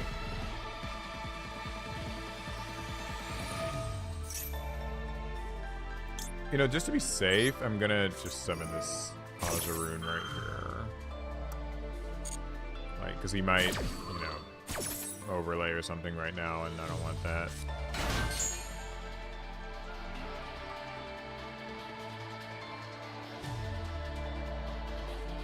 What got me into Yu-Gi-Oh? I watched the show as a kid. I had a pretty like predictable Yu-Gi-Oh onboarding story. I was like in 1st or 2nd grade.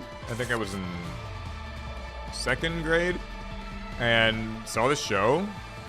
Or like the commercials for the show. Watched it.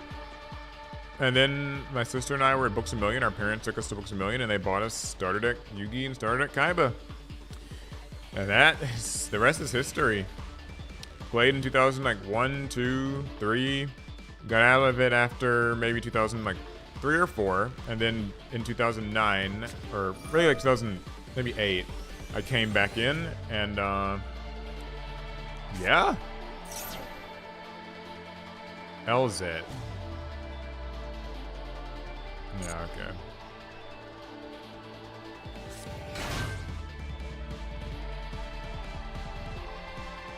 Oh, so you got the VHS? Yeah, the twins, Alex and Alec, they got the VHS. They got the Toys R Us, the VHS from Toys R Us. I did not get that. I didn't even know that VHS existed and was sent to people until very much later in life. Like, and people were like, yeah, like we got they were like, yeah, we got the VHS. And I was like, what? I didn't even know that was a thing. Like, it's cool they did that. I guess like if your parents or maybe like had a Toys R Us account or signed up for their like catalog or something, it would just send the VHS to your house, but I never got any such thing. Would have been awesome if I did though. Like to me, like Yu-Gi-Oh! I know like today's a totally different time period, so this wouldn't really work, but like I think it'd be so cool if we could just go back to like that style of marketing, like just sending the VHS just straight to kids' houses and like just enamoring them with that. Like I think that'd be so cool.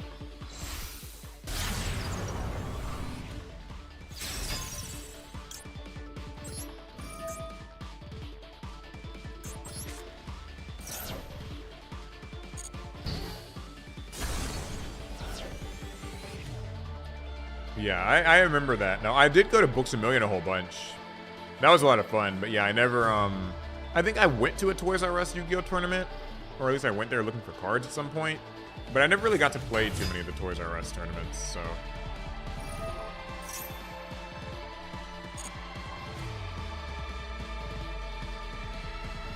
Yeah, but like I wish we could go back to kind of that almost guerrilla style marketing. That was so cool. I know that like that whole cultural period of time has just come and gone. Like it's sort of a lightning in a bottle moment. Like Yu-Gi-Oh will never be that kind of pop culture craze again, and I understand that, but I still just think it'd be so fun. Like I always thought it'd be neat, difficult, and maybe not even successful, but neat if they did a mall tour. Like if Yu-Gi-Oh did another like, just, like does anybody remember like mall tours from back in the early 2000s, where basically just a TV show or you know a game or whatever or something, like they would just go from mall to mall in major cities of the United States, and like you know kids and their families would come out like and you just learn how to play Yu-Gi-Oh, or like that's just like that'd be cool. I mean like obviously malls are kind of dying as is these days, so there's that, but like it just seems like it'd be neat. I don't know. There are still a lot of major malls in the United States, like kind of the big ones in major cities, Mall of America and stuff like that. So there could maybe be something there. Like kind of hit up like the Galleria in Houston or something.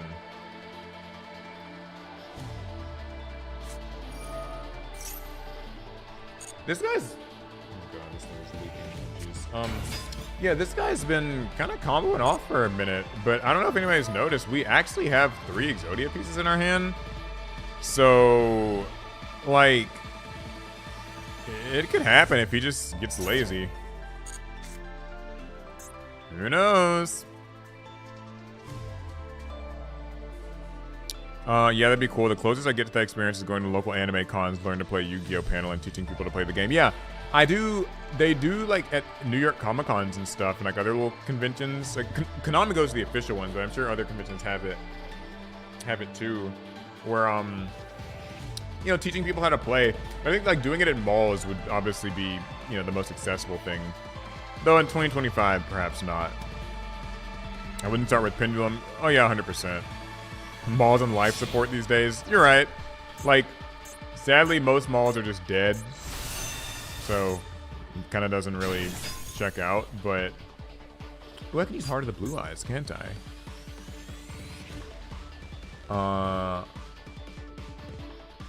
Okay, this card is... Should I use Heart of the Blue Eyes on this? He'll just get to set a...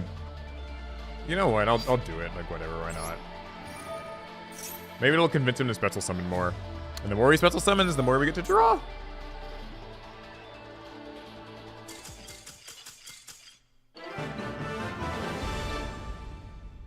Oh, he ran out of time. Sucks.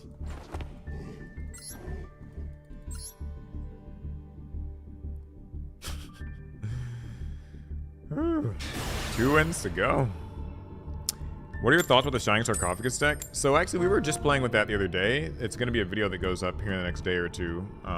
Shining Sark versus Blue Eyes. The Shining Sarcophagus deck is really cool, and I like its design. I think that it was fun that they were able to, like, get all of Yugi, not Yami, but, like, more of Yugi's deck and, like, his thematic monsters in there. But I think it's a little... It's like... It's not that much different than this deck, kind of on a foundational level, in that, like, it's really got a one-track thing. So sometimes I sit and I read those cards, and I'm just like, every single thing requires the Shining Sarcophagus to just be on your field, and when it's not, it's like they can't do anything. So it's already bad enough that this deck, you know, loses pretty handily, sadly, to, like, an Imperm or an Ash or whatever, like me right now.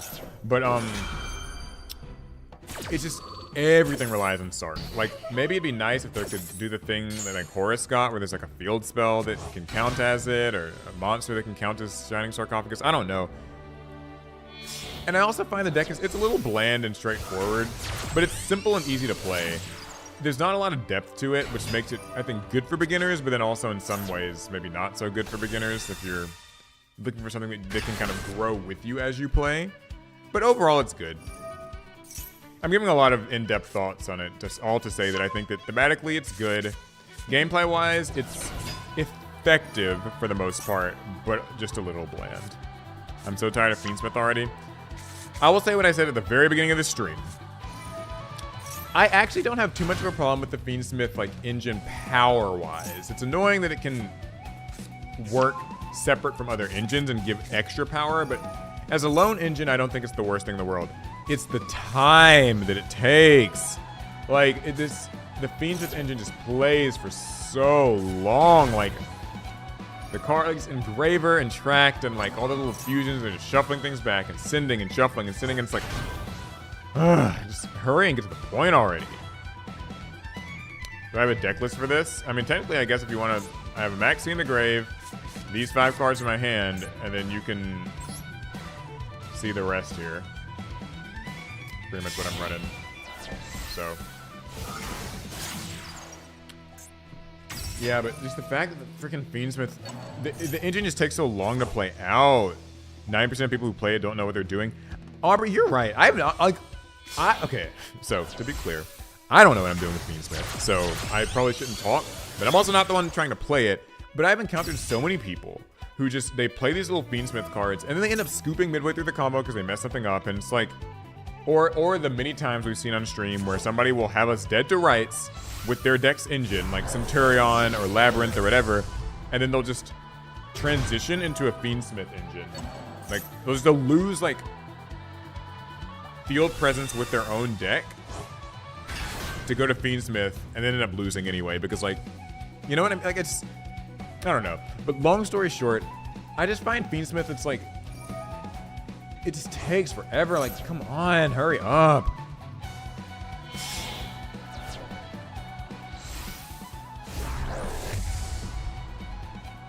It's Desiree. Yay. I'm gonna go grab a snack real quick. One sec.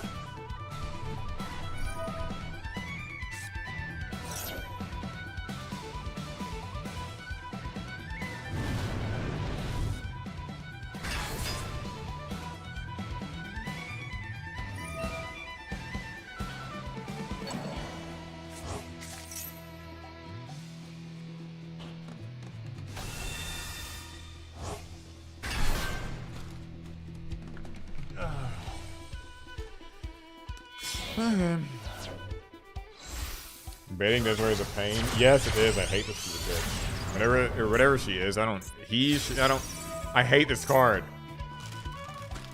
Okay, so maybe I'll put like a dark monster in the field or a synchro. We can try to super poly something away. I don't know.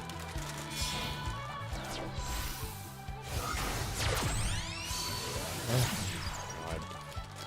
Run and grab a snack and come back and this combo's still going.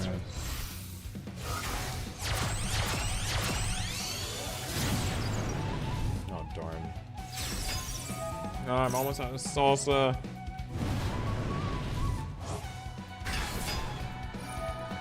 I'm having chips and salsa. But I'm realizing I won't be able to eat it anyway. Plus, that'd probably be really annoying on stream, so I just won't do that.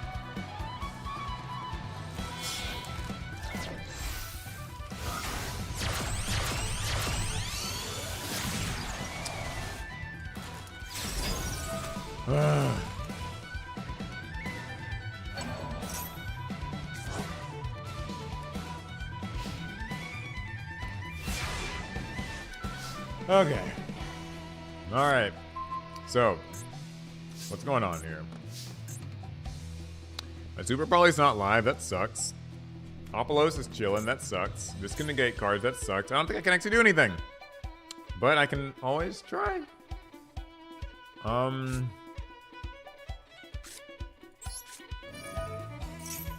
let's use Senginjin.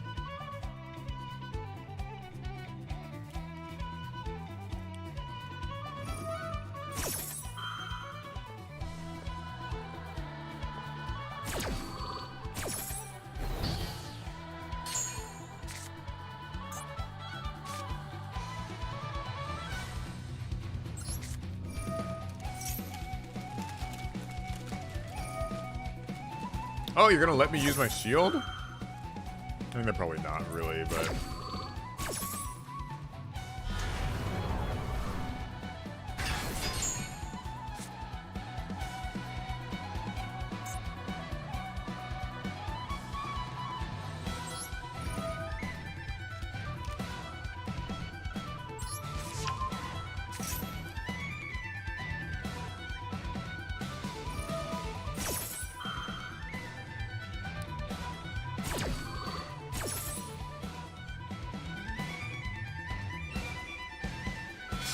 I wish Desiree was dark so badly.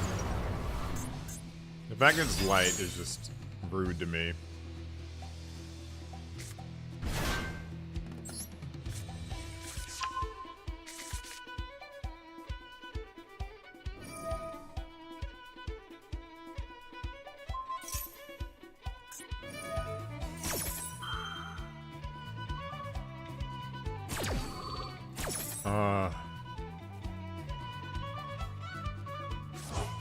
What do you mean super poly? I can't use it right now. I wish I could, trust me. I'd love it. Okay, I have a super poly now, but it's just because of these two things, and that's not really gonna help. Let's review though, just to make sure. Desiree is a fiend, so yeah, I can't make either of my monsters with that. Because Desiree needs to leave the field. That's kind of my big problem right now.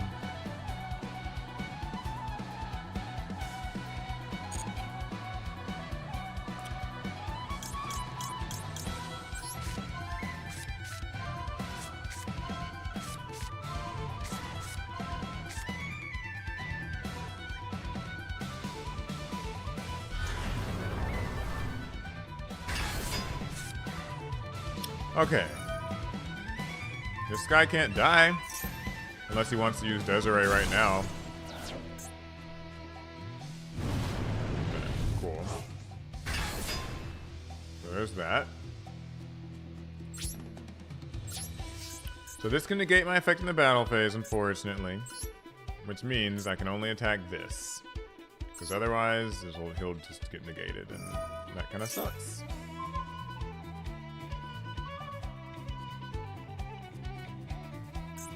Negate the effects of... Yeah, okay. So he's negated anyway, so that kind of doesn't really matter. But it won't die, so there's that.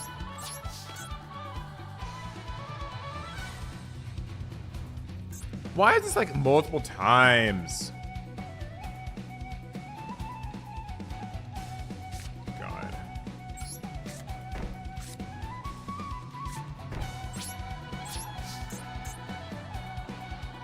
Like, ugh. Hey Paul, how you doing? I was doing well until I faced this godforsaken deck.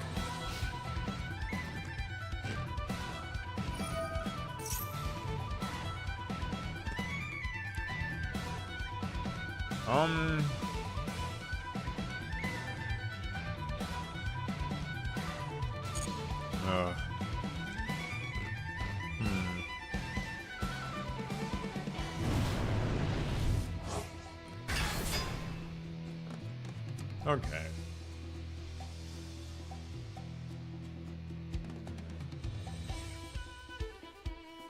So Flamberg just gonna try to push my guy in the back row. I could super poly it away, but it kind of doesn't matter because he'll just float with it. And even if I got rid of this, it's just gonna come back because I'll be special summoning. Why do these decks get to have so many things they can do? Like, come on. And why is he targetable?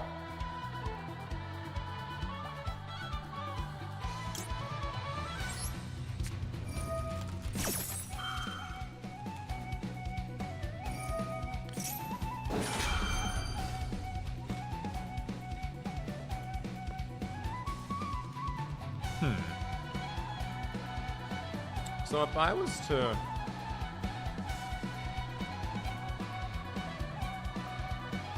Wait a second. Wait, that's not what I'm trying to hit. I gotta check something.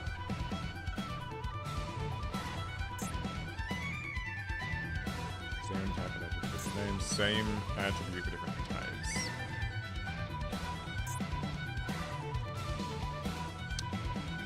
Darn, yeah, that won't work.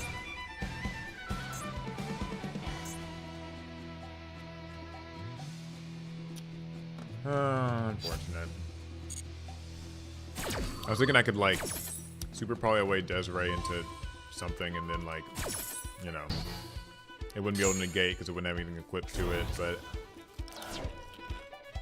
that did not work.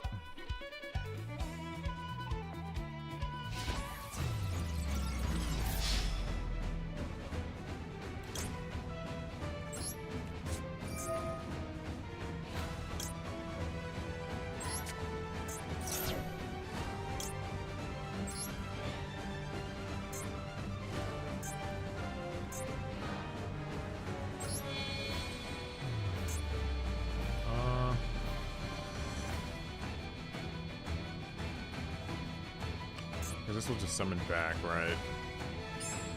Well, I can't do it in the battle phase, so whatever, it'll save me.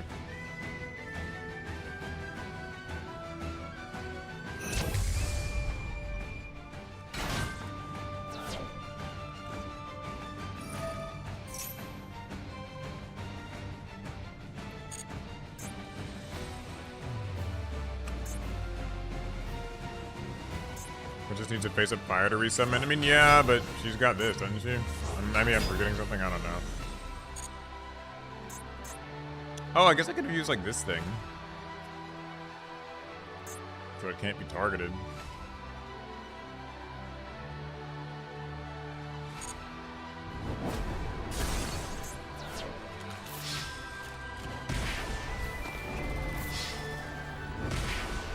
Okay. I don't know what we can actually draw, because nothing's really going to help, but... You know, sometimes you gotta take pride in just surviving these duels. Like, sometimes that's like what it's really all about, you know? Like, I went out on my own terms. I lived. And then I died, but you know.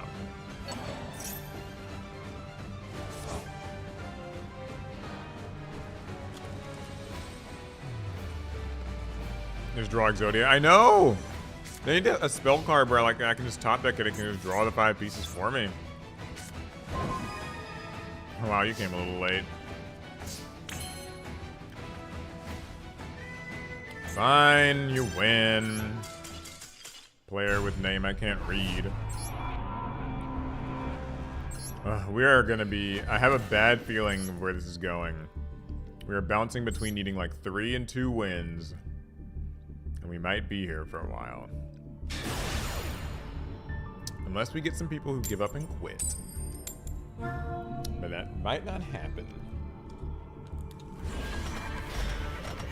Yeah, sometimes you gotta thug it out. I agree. It's like, listen, you know, even if I lose, I can show that I knew a way to not lose that turn, and that's something.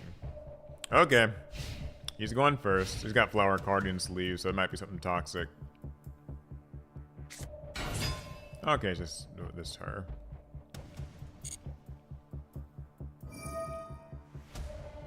What are you sending? Called by. Oh, your hand might not be too great. We'll ash this.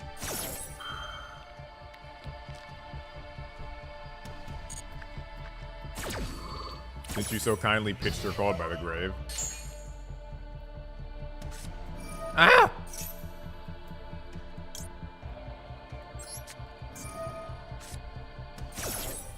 We'll use Ash. Or not Ash. We'll use Max C. Oh darn, they weren't one of those weak-willed people who just gives up when you do that. Where are those people when you need them?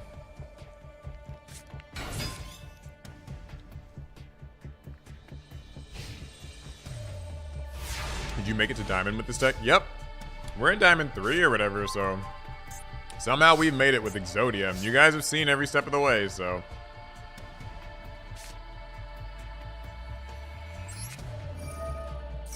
Sengyinjin wakes from a millennium.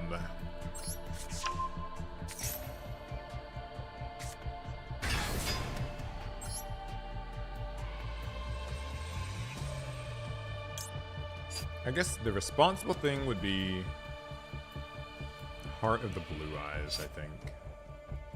Just in case this all goes wrong.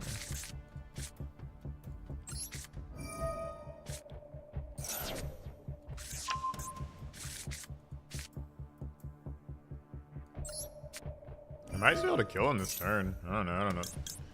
Do these like have quick effects to synchro?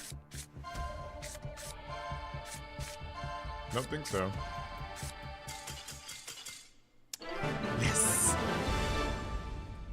Okay, now we're back to needing 2 wins. So here's where the loop happens, where like it's like you bounce between 3 wins, 2 wins, 3 wins, 2 wins. So we have to like start winning more than we lose, if that makes sense. Oh, this person's like down in their D ranking match, so I feel bad for him. Might not go so well. Wait, Paul, isn't like 2 p.m. for you? It's 2 a.m. for me, not p.m. I'll tell you that. 2 a.m. gang, rise up! Woo! I should be asleep.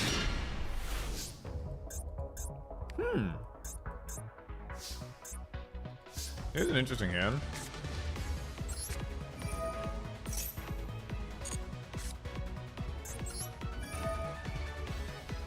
I have to say, I like how well this deck can play without getting a card in its graveyard for Shifter a lot of times. It's kind of cool. Gives me a little bit more flexibility with how I activate said card.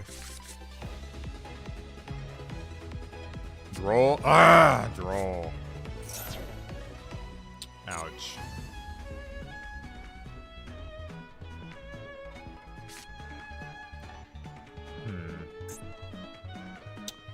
I could Tactics Shifter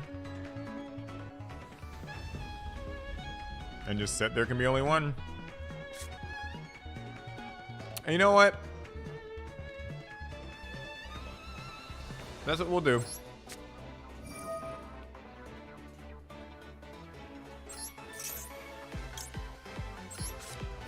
And like, hopefully this is obnoxious and rude enough to just beat them.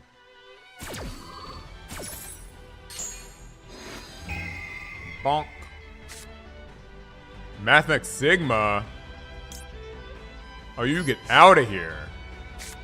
So you have Nibiru, Superfactorial, and Called By. I gotta keep that in mind.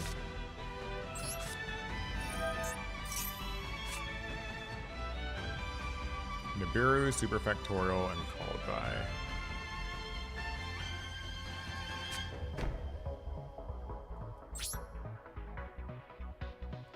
I could technically get another one in my back row just for next turn, but we'll play it safe. So Nibiru, Superfactorial, Called By. So it's all really down to if they drew like one playable card. And I swear if it's Mathemax Circular, I'm gonna murder somebody. Good, yes. Okay, so we can deal with everything that's in their hand. Nibiru, Superfactorial, Called By. Okay, so I can actually OTK them with just Exodia here. I might even just, you know what? I'll play it safe. I'm not actually going to do anything besides that.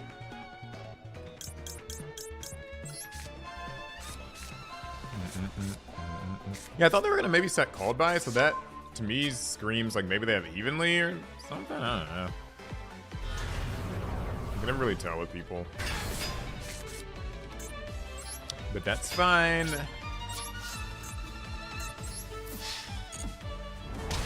3,000. 6,000. Boom. Okay, good. One more win to go.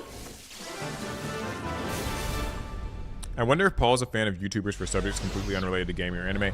Yeah, I watch a lot of YouTubers that are not like Yu-Gi-Oh! Or anything like that.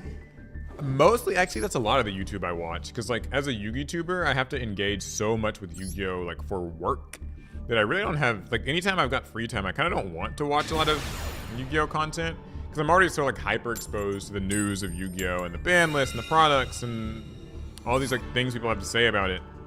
So anytime I'm, like, I have free time on YouTube, I like watching videos about tech. Like, smartphones and, like, laptops and tablets and just tech stuff. I like, I watch, like, some just, like, food channels, travel vloggers, video essays, really like anything that's not Yu-Gi-Oh! To be honest. Not in a like I hate Yu-Gi-Oh! Way, but it's just like when you have to engage with it so much, you sometimes want a break. Can you not make a video on the Fossil deck? I don't play Fossil, so I don't really know enough about it, for being honest.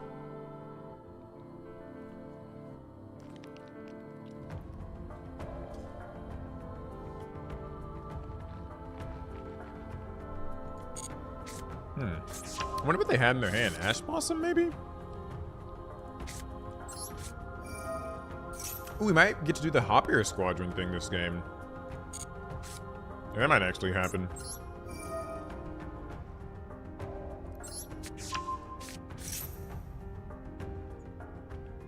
Maybe they're gonna Ash this? Oh, Molcharmy. What's that? Which one's that? That's Fualos, right? Okay. So if I summon from extra deck or deck, got it. I already pitched Hard Blue Eyes. And I have the Ankh in hand, so I can just use Golem and kind of chill with that. Then I'll just use my Ankh, they'll draw one, and that's where we'll stop. I think I'm doing that, right? Oh, it sounds like they have something else in their hand they can play too. I'm not gonna lie, Molcharmy Fualos has popped up a number of times this stream you guys have probably seen, and it has not really made an impact against this deck. It's funny because like you can see these ways that the Molcharmies are just a lot more limited than Maxx C is. Because like against this little setup, Maxx C would be drawing a few more cards, But Fualos is only going to get to draw the 1 from Millennium Monk, so at that point it's just a 1-for-1 trade. And in my opinion, that's not worth it. Now, I guess the benefit here is that it does stop me from going into my Solo Hat Rabbit. So, like, you know, that's something. But, yeah, the Molcharmies, I think, in Master Duel and these best of ones where you have this wide variety of matchups that you can expect to face. You know, I don't think that they cut it most of the time.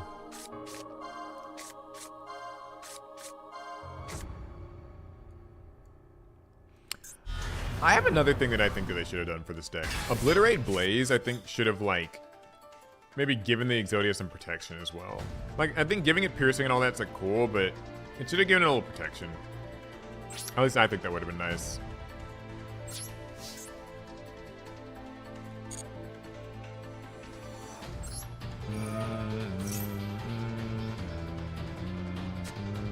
Imperm?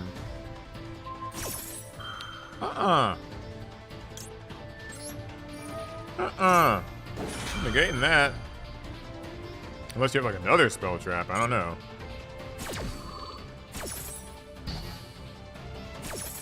Yeah, life's too short. I mean, that, yeah, like, I love Yu-Gi-Oh, but like, anytime I'm not Yu-Gi-Oh-ing for work, it's like, I gotta get something else out of my life. Like, so it's a weird thing.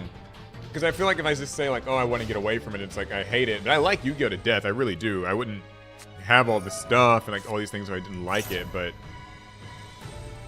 it's just more like, yeah, anytime that I can avoid it, I will. Okay, wait. This person's playing Fiendsmith, and we have Hopper Squadron. I think that means that I can also utilize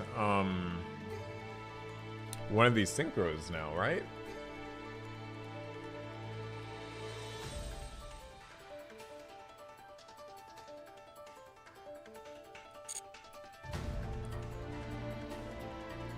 Because we have to win this game to rank up. So, like, I'm trying to kind of take this seriously.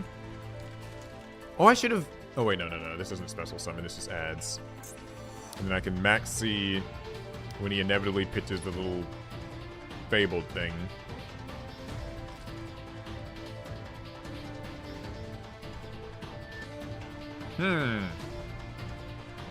I see this little symbol in the corner. Maybe he's gonna give up.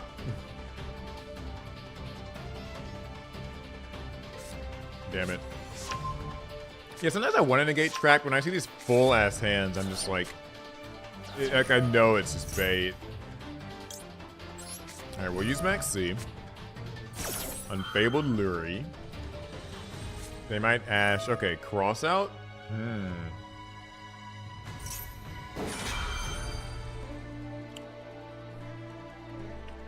Man, maybe they really... I want to get these draws, actually. We'll negate it.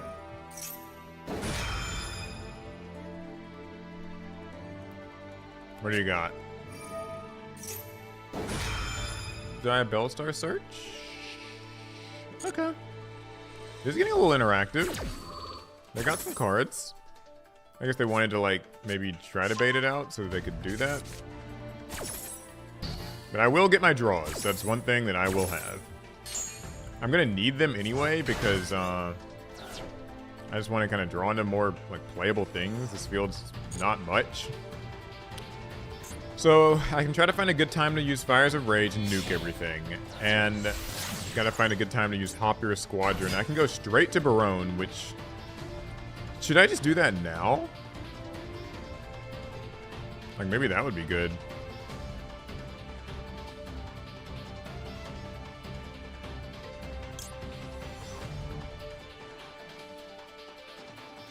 Screw it, I'm gonna do it now. I don't wanna waste. So, I'll do it with Singenjin. Oh, I just played this person? Oh, they quit! That is great. So if we've played this person before, then I guess like, it's a 2-0 for the night.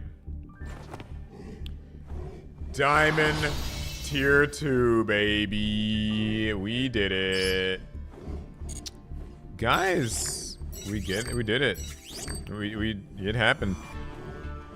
Do you ever get anxiety from these streams? I used to get a lot of anxiety from streaming, y'all. Like, so here's a confession. I used to like a lot of the reason why I haven't streamed so much Master Duel compared to other people is like, I get anxiety from using OBS. Like, it's always end up messing up some setting. Like, you know, I'm always afraid like the audio's not working or some video settings wrong or whatever. And also, like, I don't know, so live streaming is just always giving me anxiety. Like, I always feel like if I have a connection issue, then the stream's gonna go down, everyone's gonna leave, and I feel bad. It's like, that's why I usually like making regular content more. But I've gotten over it by just doing these Master Duel streams like every couple weeks or so. I've gotten more comfortable. I've seen a lot of the same faces. It's been fun. I've gotten more into it. I want to let you know, I found YouTube with you guys' physical duels. Now watch Ruxin, Simo, MBT, etc. But I'll start with Team APS. Thank you. Thank you, Sam M. Appreciate that. Yeah, get a heart. I get anxiety when people watch me duel. It feels like I'm doing something wrong. I know, like... So, my way of managing... By the way, here's the deck if anybody wants to see it. My way of... and then we can decide if we want to kind of try to keep laddering if you guys want, or we can maybe end it here. But yeah, my anxiety is like... I don't mind people watching me duel, but I have a tougher time taking the duel seriously when I've got a lot of people watching. I know some streamers, like I've heard like, you know, Distant Coder and MBT and Farfront, they all kind of complain, whether maybe to their audience or behind the scenes. I've heard them, you know, tell me about this. It's just like, they don't like, you know, like trying to do serious duels on stream is very difficult because there's like all the deck seat dueling and like all the judgment, and it's just like, it can be really tough. And there's also like just having to kind of like entertain while you play is hard. Like talking and thinking and making the right plays and kind of just keeping it all like happening. I don't think many people are cut out for it, so. Yeah. Okay. That I think is gonna do it for this stream. This is like about 4 hours now almost. We got to Diamond 2. So next stream, we're going to try to get to Diamond 1 and then Master Rank with this Exodia deck, and I'm putting it down because, God, I'm actually tired of it. Hopefully you guys really enjoyed this. I think, you know, I think that this deck is annoying and like I'm kind of tired of playing it, but I also think that it can get to Master Rank. Once it gets to Master Rank, I can't handle it anymore. I'll have to switch to something else. Probably White Forest, just a pure White Forest deck. That's a deck that I've been wanting to learn for a while. But before we end this, let me grab some stuff from my Duel Pass, because I think I finally got the Crystal Beast Ruby Carbuncle mate. So, there it is. Aw, so cute. And I'll grab my missions, and we can call it a night. Thank you all so much for tuning into this. I really do appreciate that you did. Anybody who thumbs up the video, that helped to spread it around. Anybody who donated a super chat, that's always great. If you guys want, go and watch the most recent videos on the channel. We've got a new one coming out probably tomorrow. That should be Blue Eyes versus Sarcophagus. And also, check out the second channel, APS Amplifier. Tune into our weekly podcast. I've been told I need to plug that more, so please watch. It's every Thursday. There's premieres. Aubrey knows. They were in the chat earlier. We do them where like we're in chat and I try to hang out and talk to people and do polls. It's a fun time. Anyway, everybody have a good night. Have a good one. Be safe. Get some rest. Don't play Exodia if you can help it. I will see you all in the next one. I need sleep myself.